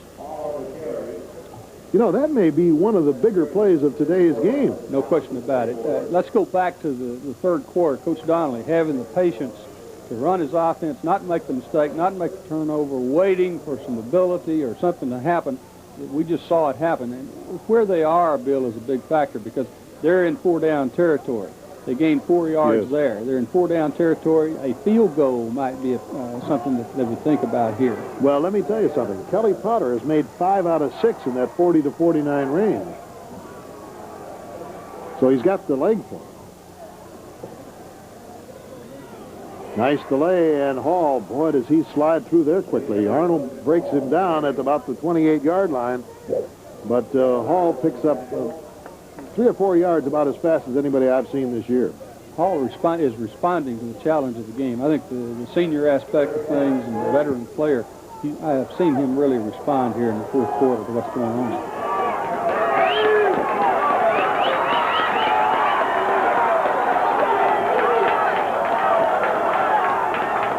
Now with a tight formation, 3rd and 3. They split the backs off and move them, as you can see, very close to the line. I started to say I wouldn't be surprised to see him throw with that tight formation. And look at this to the tight end, incomplete.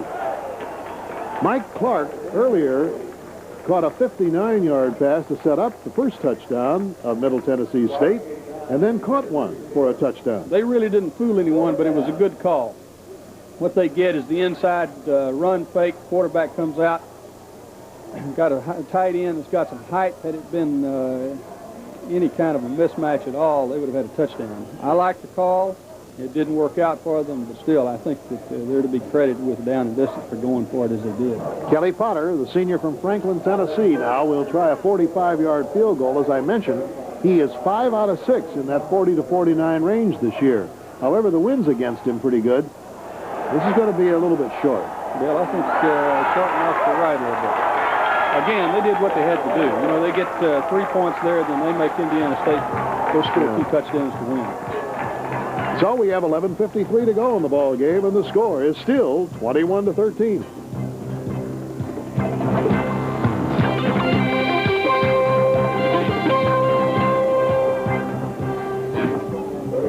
One fortuitous thing there that happened for Indiana State is the fact that they will get the ball at the line of scrimmage at the 28-yard line, and that is not bad field position. No, they're fine. They can do whatever they've done offensively up to this point because their passing attack is a controlled passing attack. They position receivers well on the field. They let their deep receivers get down, make some moves downfield, and have an alternate receiver to go to.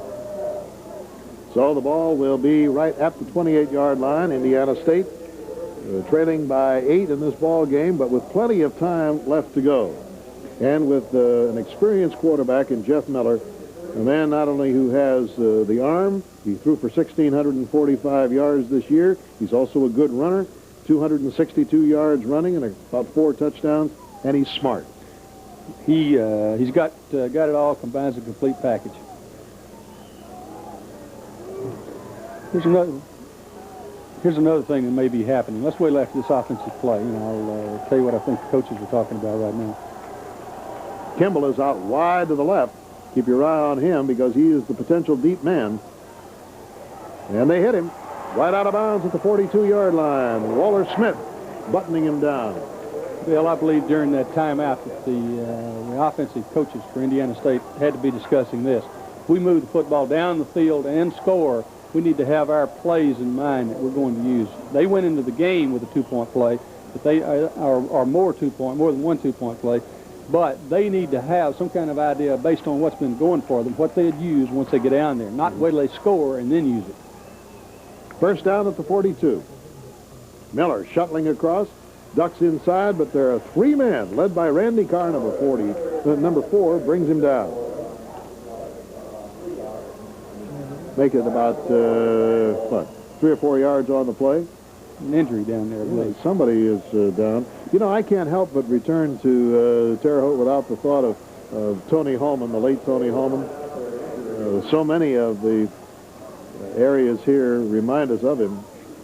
The owner, of course, of the Indianapolis Speedway, but a great humanitarian who lived here and whose business was here. And just yesterday, they dedicated the Holman Links new clubhouse, a new $500,000 structure, and one of the finest golf facilities in the country, and in his name. We're just very pleased to have arrived at a time when those things happened because he was such a good friend.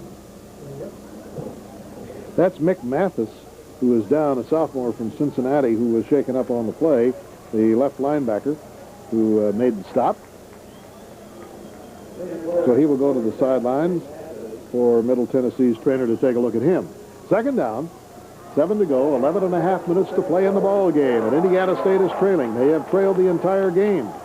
They've whittled it down from 21 to 8. Miller throws incomplete. Jennifer Clardy was a little bit too low, and he couldn't come up with the ball. I think it's a tribute to the, let's say, the strength of the team's convictions to be down 21-0 and fight their way back without having any more points scored. Bill, there's no question about that. Clardy's route that time, he couldn't get turned around, couldn't get settled down. You have to remember that offensive backs don't have the same degree of time spent running precise routes. So when they run routes, sometimes they're not as precise as they should be, and that was an example. Here's Miller. Nice move to get away from the big defensive end, and he'll keep it and go out of bounds. And it's very close to the 45-yard line. It'll be a first down. Well, he did a nice job of avoiding the defense of Greg Castile, number 85, who was in on him. 3.5 student who makes the good decisions. You don't have to be a 3.5 student to make good decisions, but it helps when you're a coach when you got a guy out there who's that smart. Don't throw it into a crowd. Don't throw the interception. Use your big, strong body and get that first down. Stretch out there. Well, for some reason, they felt it was close enough to measure. It is a first down by a considerable amount. If there's doubt, they need to bring it across and do the measuring. Again, a reminder, following this game, you will see the Louisiana Tech Alcorn State game from Jackson, Mississippi. There ought to be about 60,000 people down there for that game. Alcorn State and Louisiana Tech, a great matchup. And the winner of that game will play the winner of this game next week in one of the two semifinals. First down.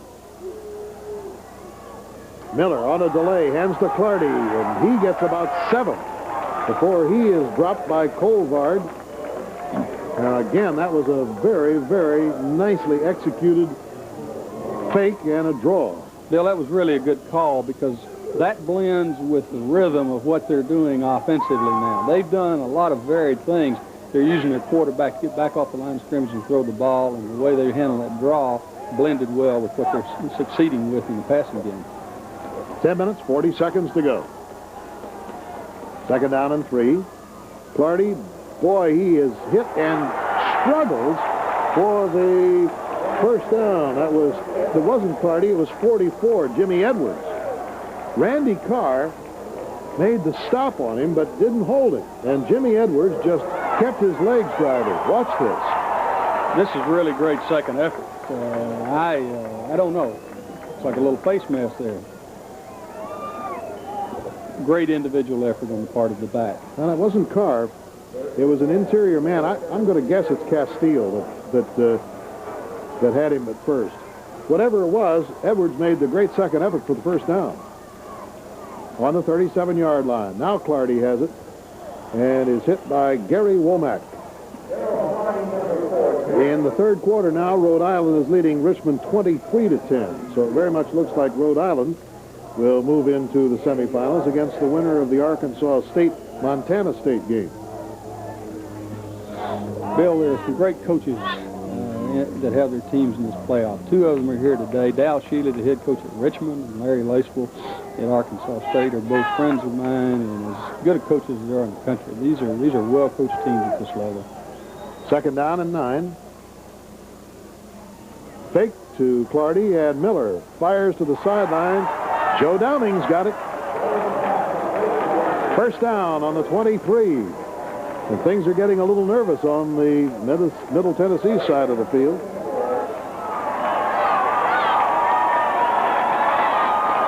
Nine minutes, 23 seconds to go. Middle Tennessee State holding an 8-point lead. But Indiana State's moving it, and with some consistency. Could not ask for a more exciting football game and more explosive football game.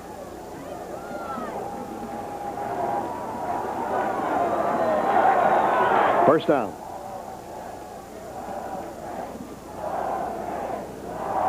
Clardy, nice hole, slides through it, gets to the 15-yard line. Don Griffin had to come up to make the stop from his strong safety position.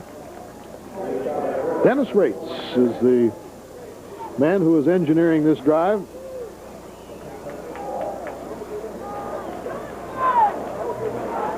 Say a word about him because he has a rather unusual background. He came here to Indiana State in '78, and then in '80 he was elevated to the head coaching job when Dick Jameson left for an assistant's job with the St. Louis Cardinals. So with a second down and 4, Indiana State slips the ball off, and it'll be at the 3-yard line as Jimmy Edwards found the hole and went sliding through it before Bob Moorhead stopped him short of the goal line. Edwards is really a good player. He's got great strength, great acceleration. Watch him shed a tackler here. There is a tackle that ordinarily would be made. Let's just again say that the offensive player did a very good job. The defense did the best they could. That was a fine run, a determined run. How about this? First and goal to go on the 3-yard line with a team that has a chance to score and possibly tie it up after being down 21 points in the first 13 minutes of play. Clardy vaults up and into the end zone for the touchdown, and there goes the cannon. Now, Bill, I mentioned way back down the field that they had to be thinking about what they were going to do in this situation. I don't think that they're going to take much time here and be wishy-washy in the decision. They've had plenty of time to decide. 3 backs in the backfield, 2 blockers, put Clardy up, kind of catches the momentum and rides on in. He caught the top of the wave, didn't he? I'm curious to see if they're going to move the football to one side or the other. For example, you can move it to the left hash mark if you're going to sprint right and do those kind of things. Nope, they're going to leave it in the middle of the field and execute their offense. So it's 21-19, and an opportunity to tie it up for the Sycamores. And Miller, straight drop back, throws to the corner. He's got it for a tie. Beautiful route. Joe Downing was right there at exactly the spot. It was a spot pass thrown right to him. And can you believe the game that was 21-0 in the first quarter is now all tied? Well, it is.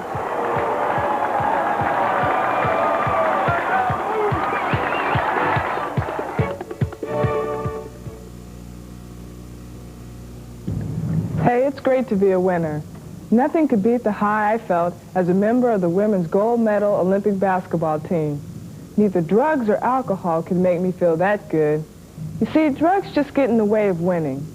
Drugs stifle your goals, they ruin your dreams. Drugs make losers out of users. So make your name through something positive, and it'll be a name they'll want to remember. The preceding message provided by the NCAA. While we have this moment, we will give you a couple of other scores. The Arkansas State and Montana State game is underway now, and Arkansas State's leading it 7-0 in the first quarter. I'm surprised at this one, frankly. Army leading Navy 28-3 in the fourth period. And do things ever cease to be surprising? Alabama 17-7 over Auburn. Is that right? In the third. That is a surprise. But that's a big rival game, and emotions play such a big part.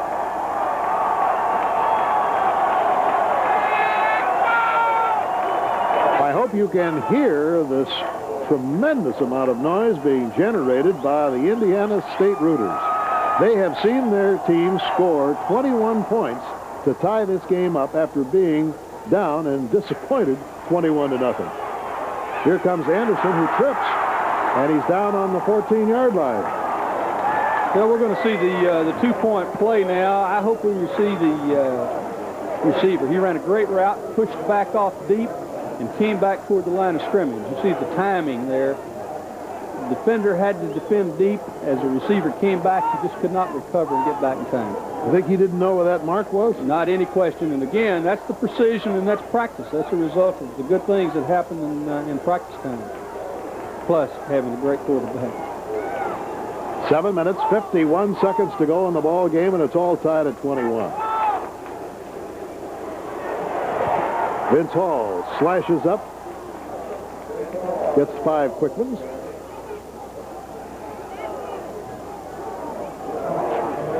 A number of years ago, the tie-breaking system was introduced to NCAA football.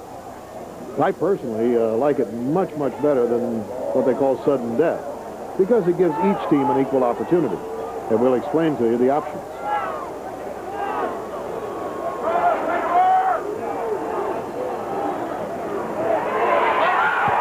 Big play there by Doug Arnold defensively, the middle guard. He stopped Vince Hall short of the first down.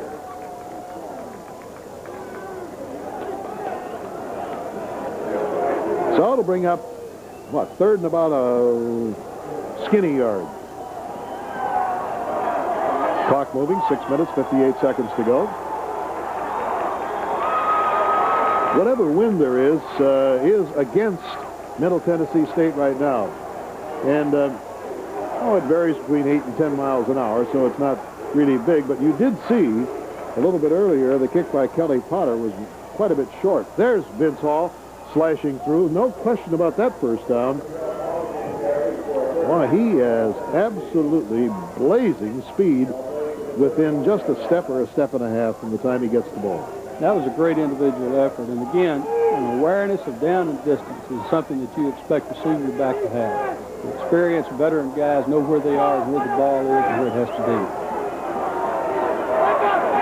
First down on the 31-yard line.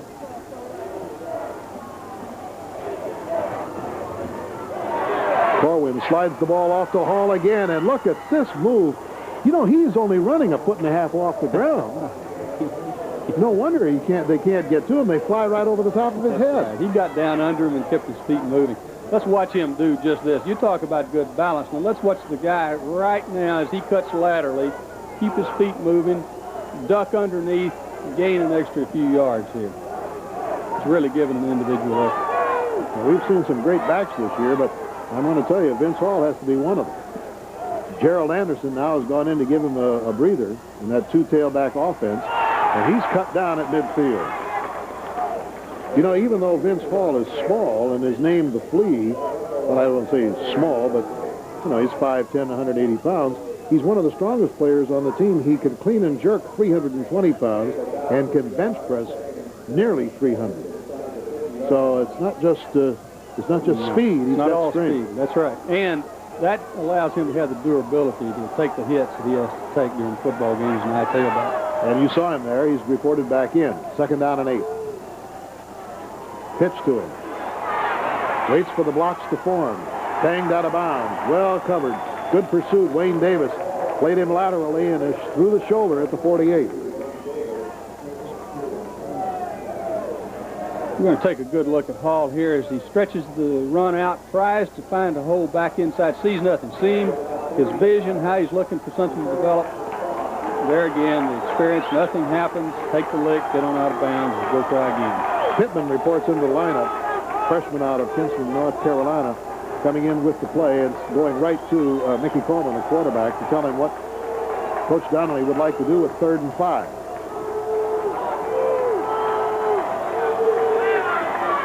Give it to Hall. Look at him fight for the extra yard. He was stopped at the 48, gets to the 45. He's a yard and a half short, maybe 2, of the first down. Kurt Bell making the initial hit on him. This is a very good individual effort. Not really very much of a running lane there. Bill, the strength that he demonstrates there, the work that he's done in the weight room is really evident, pulling 3 tackles there. So time here is called by Middle Tennessee State with 4:57 to go, and the score all tied at 21 apiece.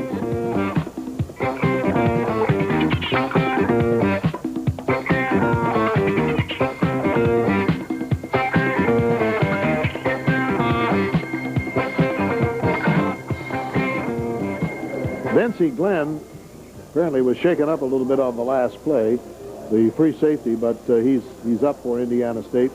So everybody's in good shape. It's interesting on these timeouts, Donnie, how Boots gets his team around him, and they all go down on one knee and relax. Well, they do that, and it gives him a chance to tell them what he wants done and how he wants to do it, and also gives them a chance to try to motivate them and bring them together as a unit. You know, it's a strange circumstance in that in many instances we feel or have felt long through the years that the players ought to just do the playing and the coaches ought to be on the sideline. Now we see a little deviation from that, and I think both are good.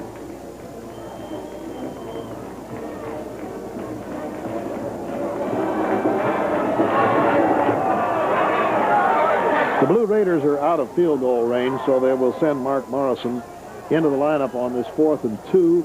Not wishing to gamble here, but if Morrison can get one away without any return on it, it would certainly put Indiana State in a tough position.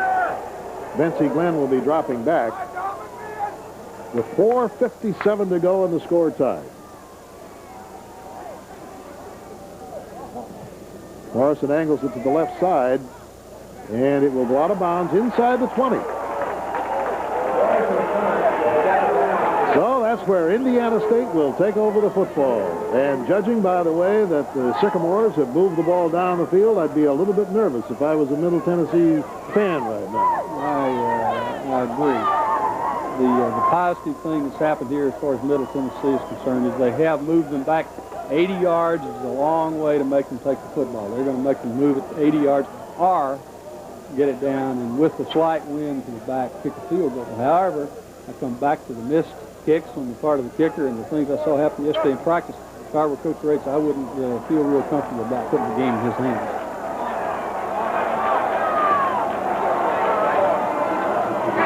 Nothing fancy there. Randy Carr making the stop on the ball carrier, Rick Winger.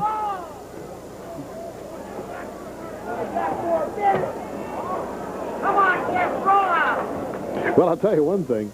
The fans who were so downcast in that first quarter have reason to go home today and say, regardless of how this game comes out, man, I'm glad I stayed. Right. Both groups can be proud of the way their teams played here today. This has been a very good football game. 2nd down and 8.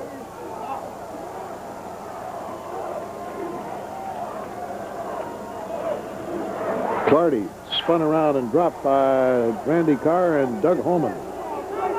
Bill, Clardy's not the guy that's going to win this football game. Number 10 is. They're going to have to utilize him. 3:57 left. You mean for passing or running? Both. Don't take the football and put it in someone else's hands. Let him do something with it. He's the reason they're where they are. 3rd down and 7. In the first 13 minutes of this ball game, Middle Tennessee State scored 21 points. They have not been on the scoreboard since. 3rd and 7. Big play here as Miller goes back and throws to the sideline. It is caught, but Terry Bell, is he in or out? There's a marker down at the 15, but the most important thing is, yes, he was inbounds. It's not going to count, though. Did you say holding? Yes. Bill, this is really good ability on the part of the quarterback. Comes all the way back across here, has the strength of arm to deliver the football all the way back across the field. Let's see the feet inbounds. No question. Right. Great stretch on the part of the receiver.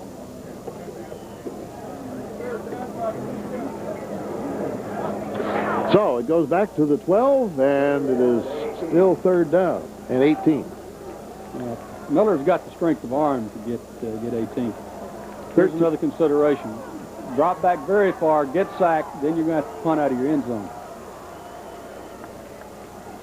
Slide the ball off to Clardy, and Carr grabs his ankles at the 20 and drops him at the 21-yard line. And so that will be an extremely costly penalty because it brings up 4th down. Stanford reporting in the lineup.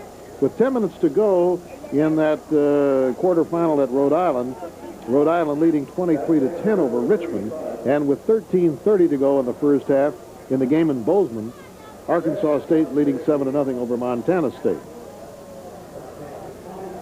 Kick and cover is the name of the game here for Indiana State. Nice kick. High, it can be covered. Griffin takes it. Oh, he had a 35-yard return the last time, so they don't want to let him get loose. At the 48-yard line with 2 minutes and 31 seconds to go. That will be the situation. Bill, I seem to remember you saying earlier that this game could come right down to the wire. Had a funny feeling about it. I guess that's why I was so amazed with that 21-0 count with 13:04 gone by in the first quarter, but it has changed considerably. You called 2 plays accurately and the end of the game. I think you're doing well today. You should have been in Las Vegas. First and 10. Mickey Corwin engineering the Blue Raiders. Nice fake. And throws it incomplete. Intended for Mike Clark, who's had a great day today, but there is a penalty marker way back at the 41-yard line. I think they're calling holding on both sides of the ball. I think we're going to see that. Yeah. Bill, they had a receiver wide open for a touchdown down the middle of the field. They did? That time. Yes. And Carwin spread it on out. And 89 actually was open also, bobbled the ball. The ball was not thrown very well. Don't see that clipping call too much on pass plays that are slow to develop. You know, while we have this minute, Donnie, maybe it would be a good idea to talk about the possibilities of a overtime period. The flip of the coin will determine which team gets its option to take the ball or go on defense. But each team gets the opportunity. When the team A, let's say, puts the ball in play, it'll be from the 15-yard line. So you have a chance to make a first down. You can score. You can kick the field goal. You can do anything you want to do. But Team B then gets the opportunity to do the same thing. I think that's the intriguing part to me, as opposed to that sudden death thing. Bill, I have never seen it at any level. I'm not hoping for it necessarily, but it'll be a new experience if it happens here. Corwin makes that short fake. Everybody covered. He's got to eat it at the 24. Doug Arnold. There was superb coverage in the Indiana State defensive secondary. Man-to-man, and they were right on each assignment. There really was very good coverage. You look down and you see a guy kind of moving and you think he's open, and we see it from up here, and that's what happens at football games. People can look, and they see the quarterback, and their eyes can travel to a receiver, and they say the guy's open, but when you're being chased by 260-pounders at ground level, it's a little bit of a different picture. Mike Pittman has come in the lineup. He'll be playing the flanker. And they slip the ball to Vince Hall. And he does not make it for the first down. Troy Johnson brings him down. He had a ton to go. And time here is called by Indiana State, using one of its 3 remaining timeouts, so they'll be down to 2. Middle Tennessee State has 1 left. And Boots wants him to come over. That's something that is wise, I believe, at this point, because with 1:24 left, to know what you expect your players to do and what they can expect from now until the game's end is a real plus. Indiana State, you know, a year ago, won that game in double overtime, and gee, the majority of these fellows who were out here were in that game. Everybody on defense played a year ago, and I think everybody on the offense was involved, including the most important man of all, Scott Bridges, who kicked the field goal. Bill, Indiana State has to be remembering the end of the first half. With less than a minute and a half, they took the football and moved it, 75, 80 yards for a touchdown. They're faced with that same thing now. They'll get the punt, get the football, have the same opportunity. With precision offense, strong arm quarterback, has had a good day. They have to feel good about their chances. You know, Hall has over 200 yards today. 2:04. Here he goes again. Oh, he gets it to the 42-yard line, but he's going to be short. Mark Miller making the stop on him. It'll bring up 4th down. They're going to kick them deep here. Yep.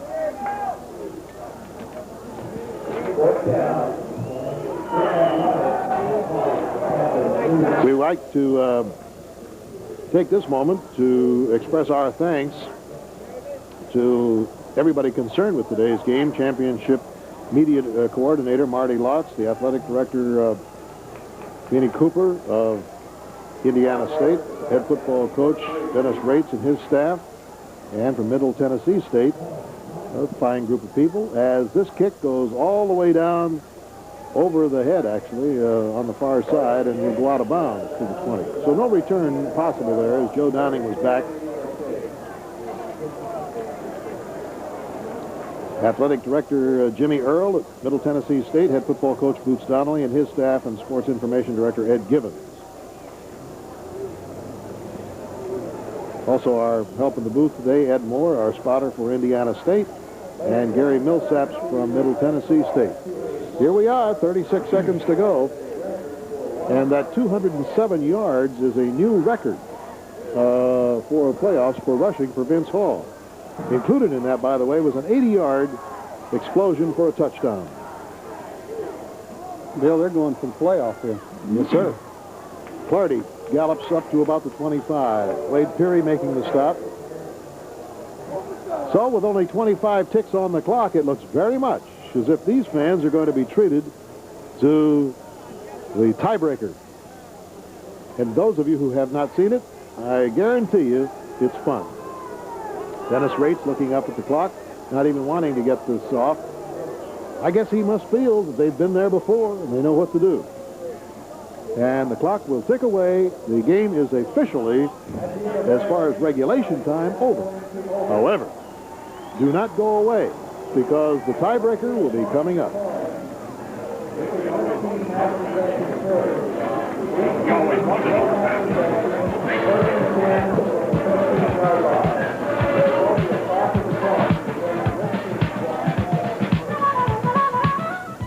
Playing on Michigan's first intercollegiate women's basketball team meant a lot to me because we were really the pioneering class. We were the first group to come along after the passage of Title IX, and we're at the very front of the women's athletic movement. One of the most important things for a trial lawyer to do is to be well prepared when he or she comes to court. And I think that the discipline that I had to acquire in order to compete in intercollegiate sports and at the same time attend classes and do the other things that college offers helps me to be able to prepare very well and very thoroughly before going to court.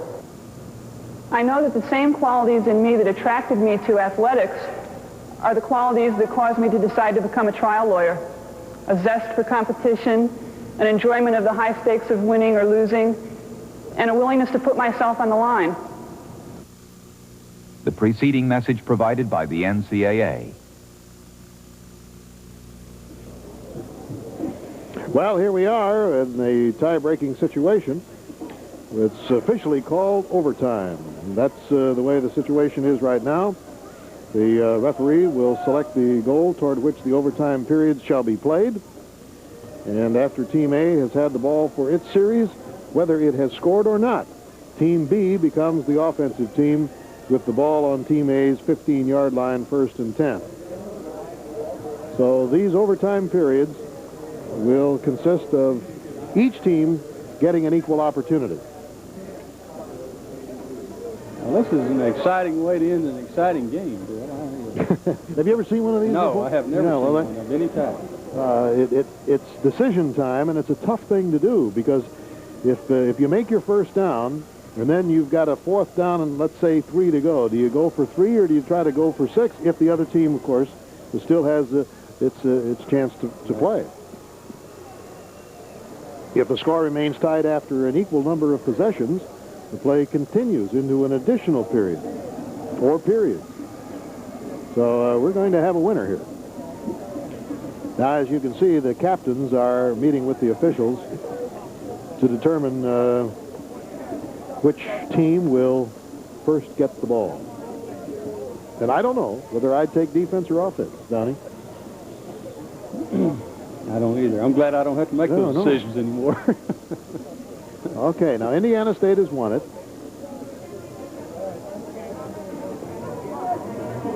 Now, I think they're going to take defense.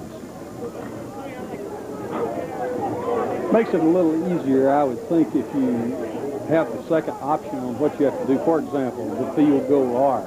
You know, well, they're going to. Things are a little clearer, I think, when the second team has the ball. Well, they're going to take it down here at the north end. So they've chosen to take the wind, so to speak. The officials have, the referee making that decision. And Indiana State, winning the toss, will go on defense, saying, okay, fellas, try it.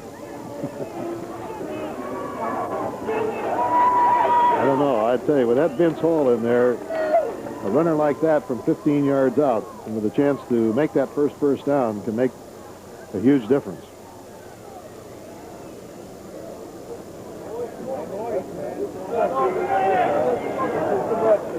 Well, here we go. Mickey Corwin will be the quarterback. Vince Hall, the running back. Tony Burst, the fullback. And the flanker will be Mike Pittman. He goes out wide to the right. But again, keep your eye on number 12, who has already run today for a new record in the playoffs of 207 yards and a touchdown of 80 yards. He is lining up behind the fullback, Tony Burst.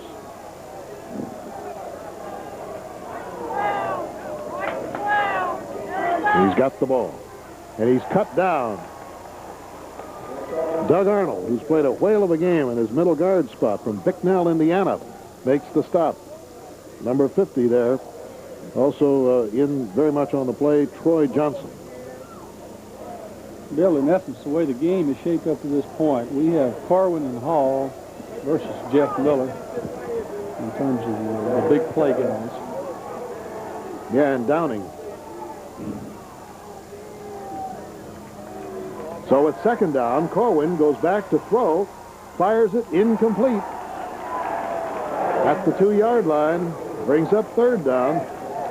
Ray Calheggie, number 8, was the split end, the top receiver, and he did not get it. That record of 214 yards now, officially, in the playoffs.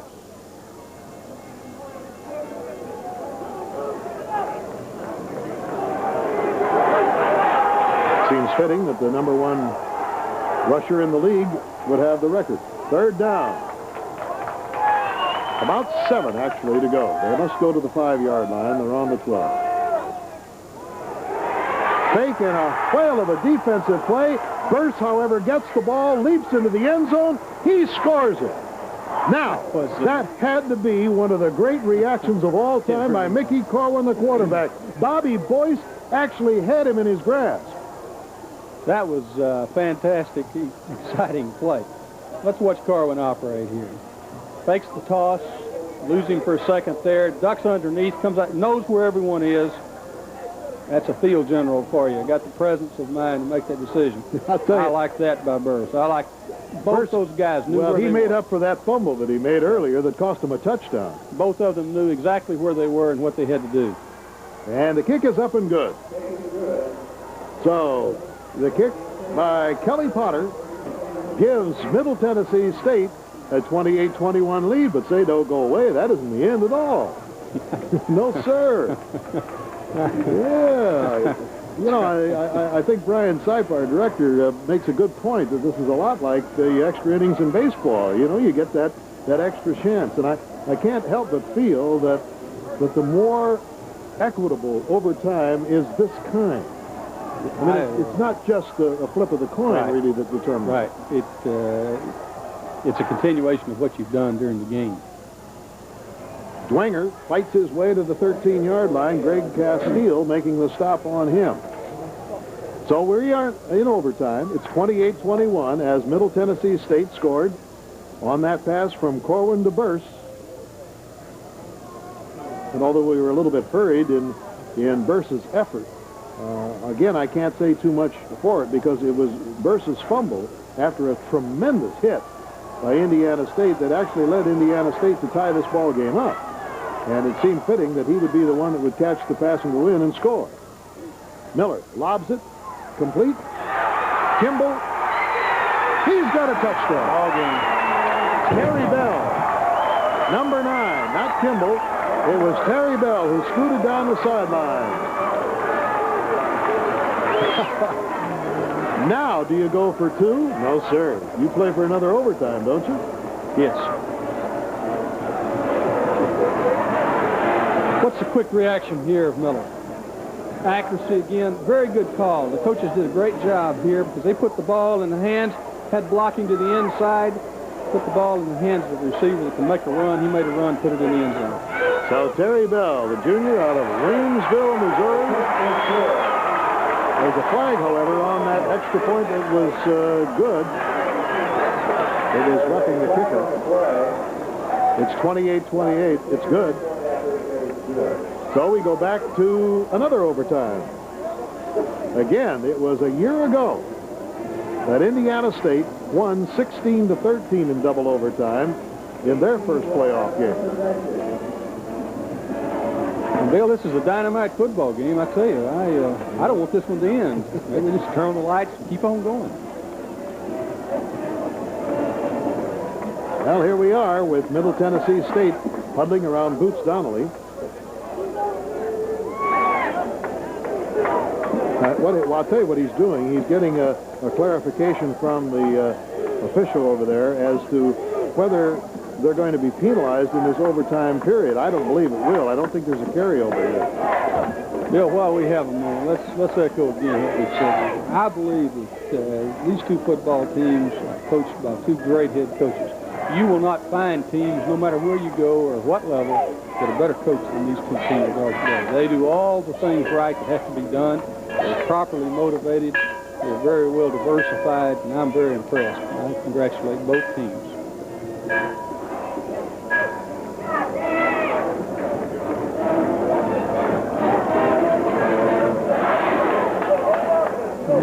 They're indicating as they come off here that something good has happened for them, maybe.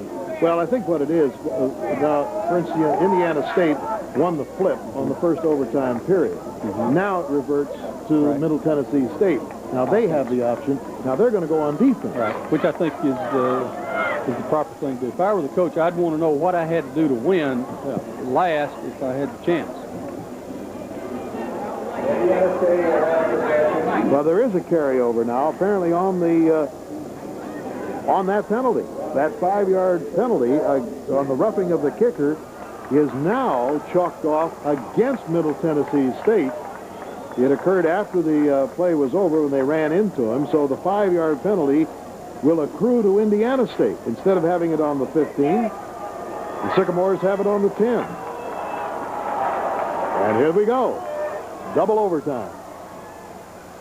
Miller tosses it out. Clardy. He's got it. First play, sprinting from 10 yards out, and what a delivery Miller gave him. Miller himself was captured, so to speak, and he flipped it right out to him. It had a breakdown in someone's assignment here. It must have been because there was no one outside at all to play Clardy as he turned the corner. That's the first option that they've been able to pitch the football all day long and get outside on. Came at a very timely time for them, very untimely time for Tennessee. Had a breakdown somewhere, Bill. All right, here's Scott Bridges. High snap, but he gets the kick up and perfect. And it is 35-28, but Middle Tennessee State will have its chance now from the 15. So there isn't any question as to what has to be done. They've got to get 7 or a possibility of 8. Scott Bridges is not having a problem kicking today, Bill. He's just having a problem kicking down on this other end. He's kicked 2 right through the middle in that end. Anybody who saw the first quarter of this game and then left and came back after stopping is going to be amazed when you see that score. 35-28, Indiana State in front after trailing 21-0.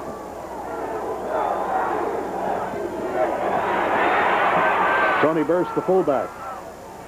He gets it down to about the 7 or 8 yard line. Good run. Vincey Glenn makes the stop.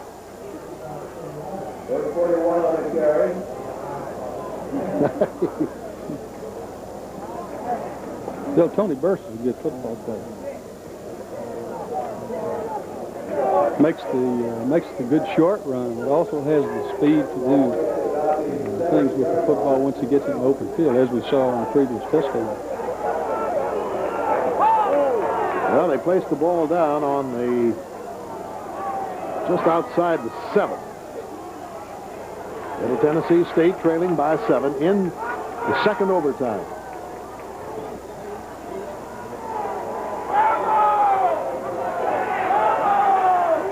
Vince Hall makes the cutback.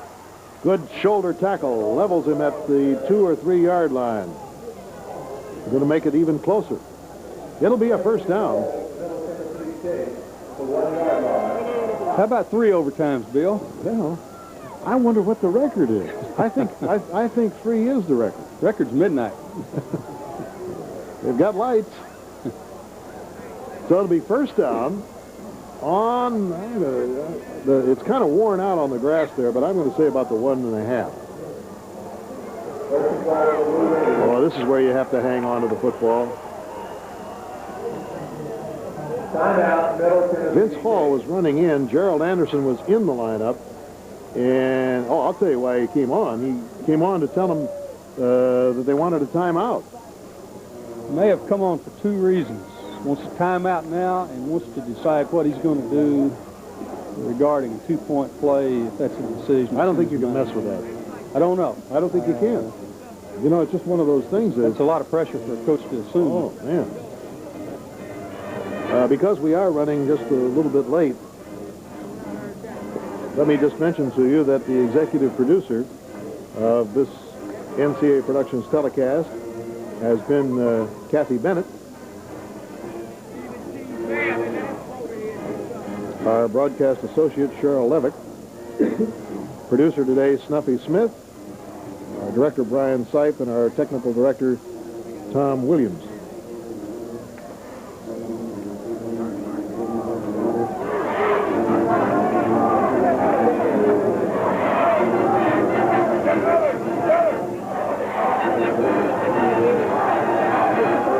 Well, here we go. Looks funny to look up on that clock and just see zeros on the time. But that's it. We're in double overtime. Indiana State 35, Middle Tennessee State 28. But with a first down and 4 shots to make a 1.5 yards, looks like we'll have another tie.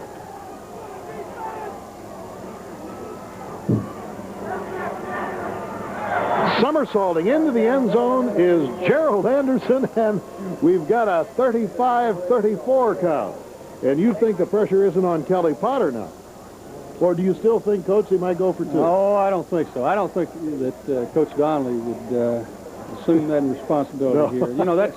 I don't want any part of that. Yeah, well, you're down to a point here. You're making a decision rather than letting kids make the decision by their play.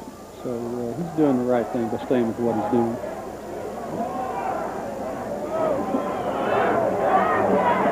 Kelly Potter's only missed 2 in the whole season. Ooh, low snap. Great job of handling. Great job of handling. And it is up and good. Mark Morrison, who is the punter on the team, has a good set of hands, and it's all tied at 35-35. I'm loving it. And we're going to triple overtime. Now the option comes back to Indiana State. And Dennis Rates, I think, has made the decision. He isn't going to change his spots. After all, he's decided to take the defense when they won it first. He's going to take it again. Dennis was quite a football player, but he had knee surgery and couldn't continue at Nebraska. Then he had a fine high school career in Kansas. And then was an assistant at Missouri with Al Anafrio before coming here with Dick Jameson. And then when Dick left, Dennis took over the head coaching job, and he's done a splendid job. I don't know whether I'd like the turmoil in my stomach with all of this, but here we go to the triple overtime. Ball on the 15-yard line, Middle Tennessee State. This is no game for the faint-hearted, I'll tell you. That's right, 35-35. Ball split with Burse. Corwin delivers the burst. Doesn't get much. Good stop there by number 84, Kurt Bell.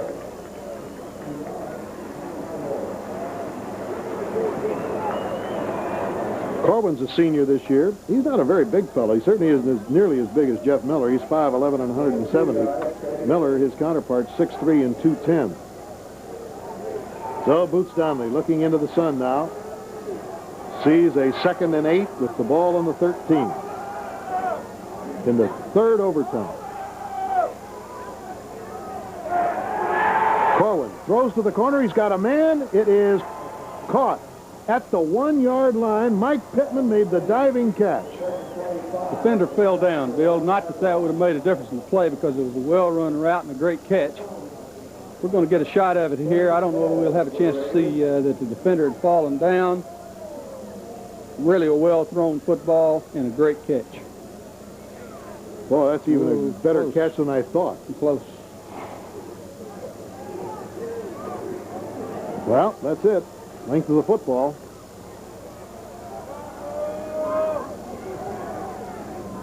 Anderson got it. So Anderson goes up and over to make it 41-35. And it's back and forth here in this triple overtime.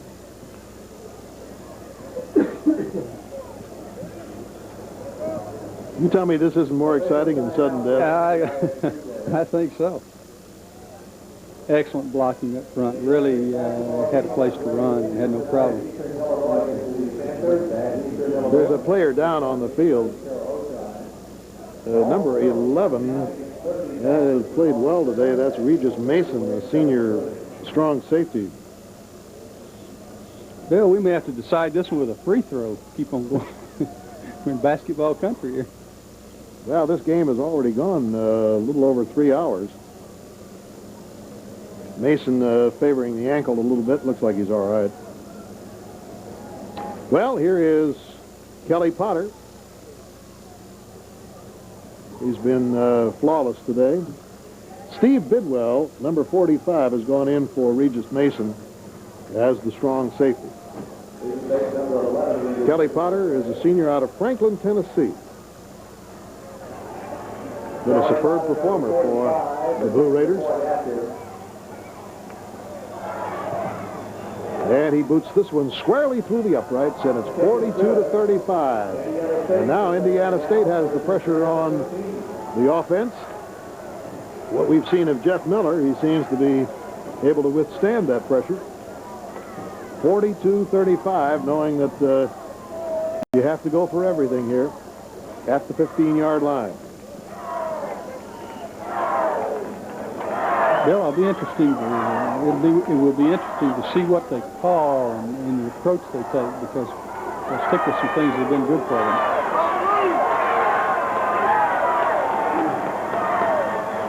Hand it to Dwenger, and he gets it to the 10. Did you see that hole? The offensive line open for him. Simmons and Dawson and Buxton and Bossett.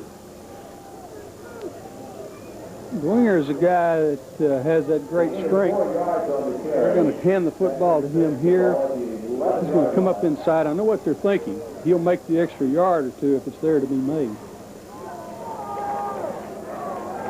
Just outside the 10 with a second down.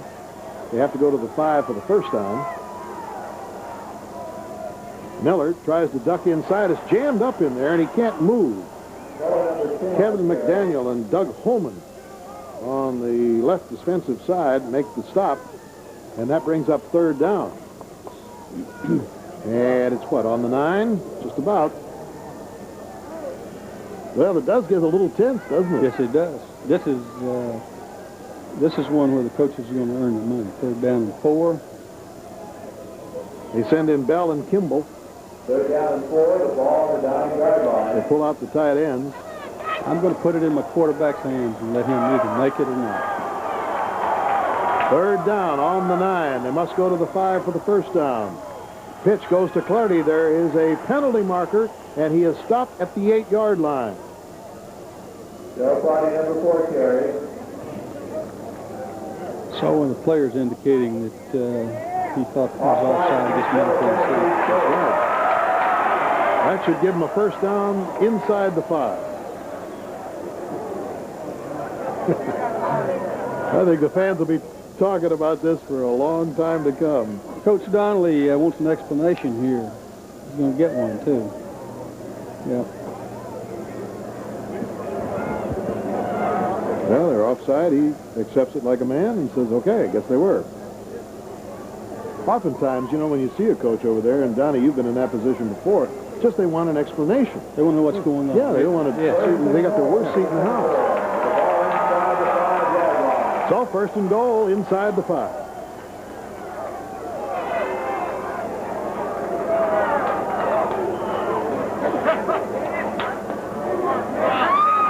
I wonder if it would be overly daring if they scored to go for 2 as the first team to score. I think I'll stay with my thought earlier. Yeah, I think I'd let the players decide it. Oh, nothing doing there. That was a stone wall dug home and bucked heads with Rick Winger.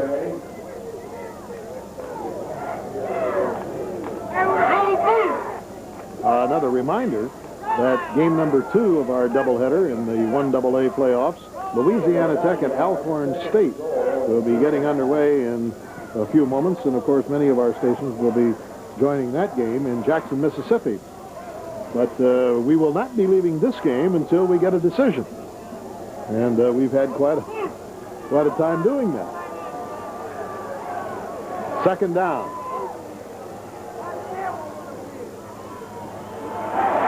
He's in, and it is now. It's fantastic. 42-41. And unbelievable is what it is. Clardy, again, the man of the hour. Hanging on to the football, which everybody says you've got to do. 3 backs, 2 blockers, going to hand the football into Clardy there and let him make a run. And in by quite a bit. Scott Bridges, a junior who hails from Griffith, Indiana, up in the Gary area. Oh, the ball is flipped ahead. They went for 2. They went for 2 and missed. They sure did, Bill. The forward lateral was missed, and Middle Tennessee will win this ball game. Oh, I want to see that again. Well, I think what we're going to see is the wingback come underneath, pitch the ball forward to him, going for 2. I thought it was a mistake. No, it was a call play. No, I know that, but I saw the ball fly out of there. I thought it was a goof. Yeah. You're going to have a replay. Watch the right wingback come back underneath, pitch the football to him. The penetration was in the backfield. Middle Tennessee wins. And it'll be joy in Murfreesboro tonight. So, for Donnie Duncan, this is Bill Fleming saying so long from Memorial Stadium in Terre Haute, Indiana. The final score in triple overtime today, Middle Tennessee State 42, Indiana State 41. This has been an NCAA Productions telecast.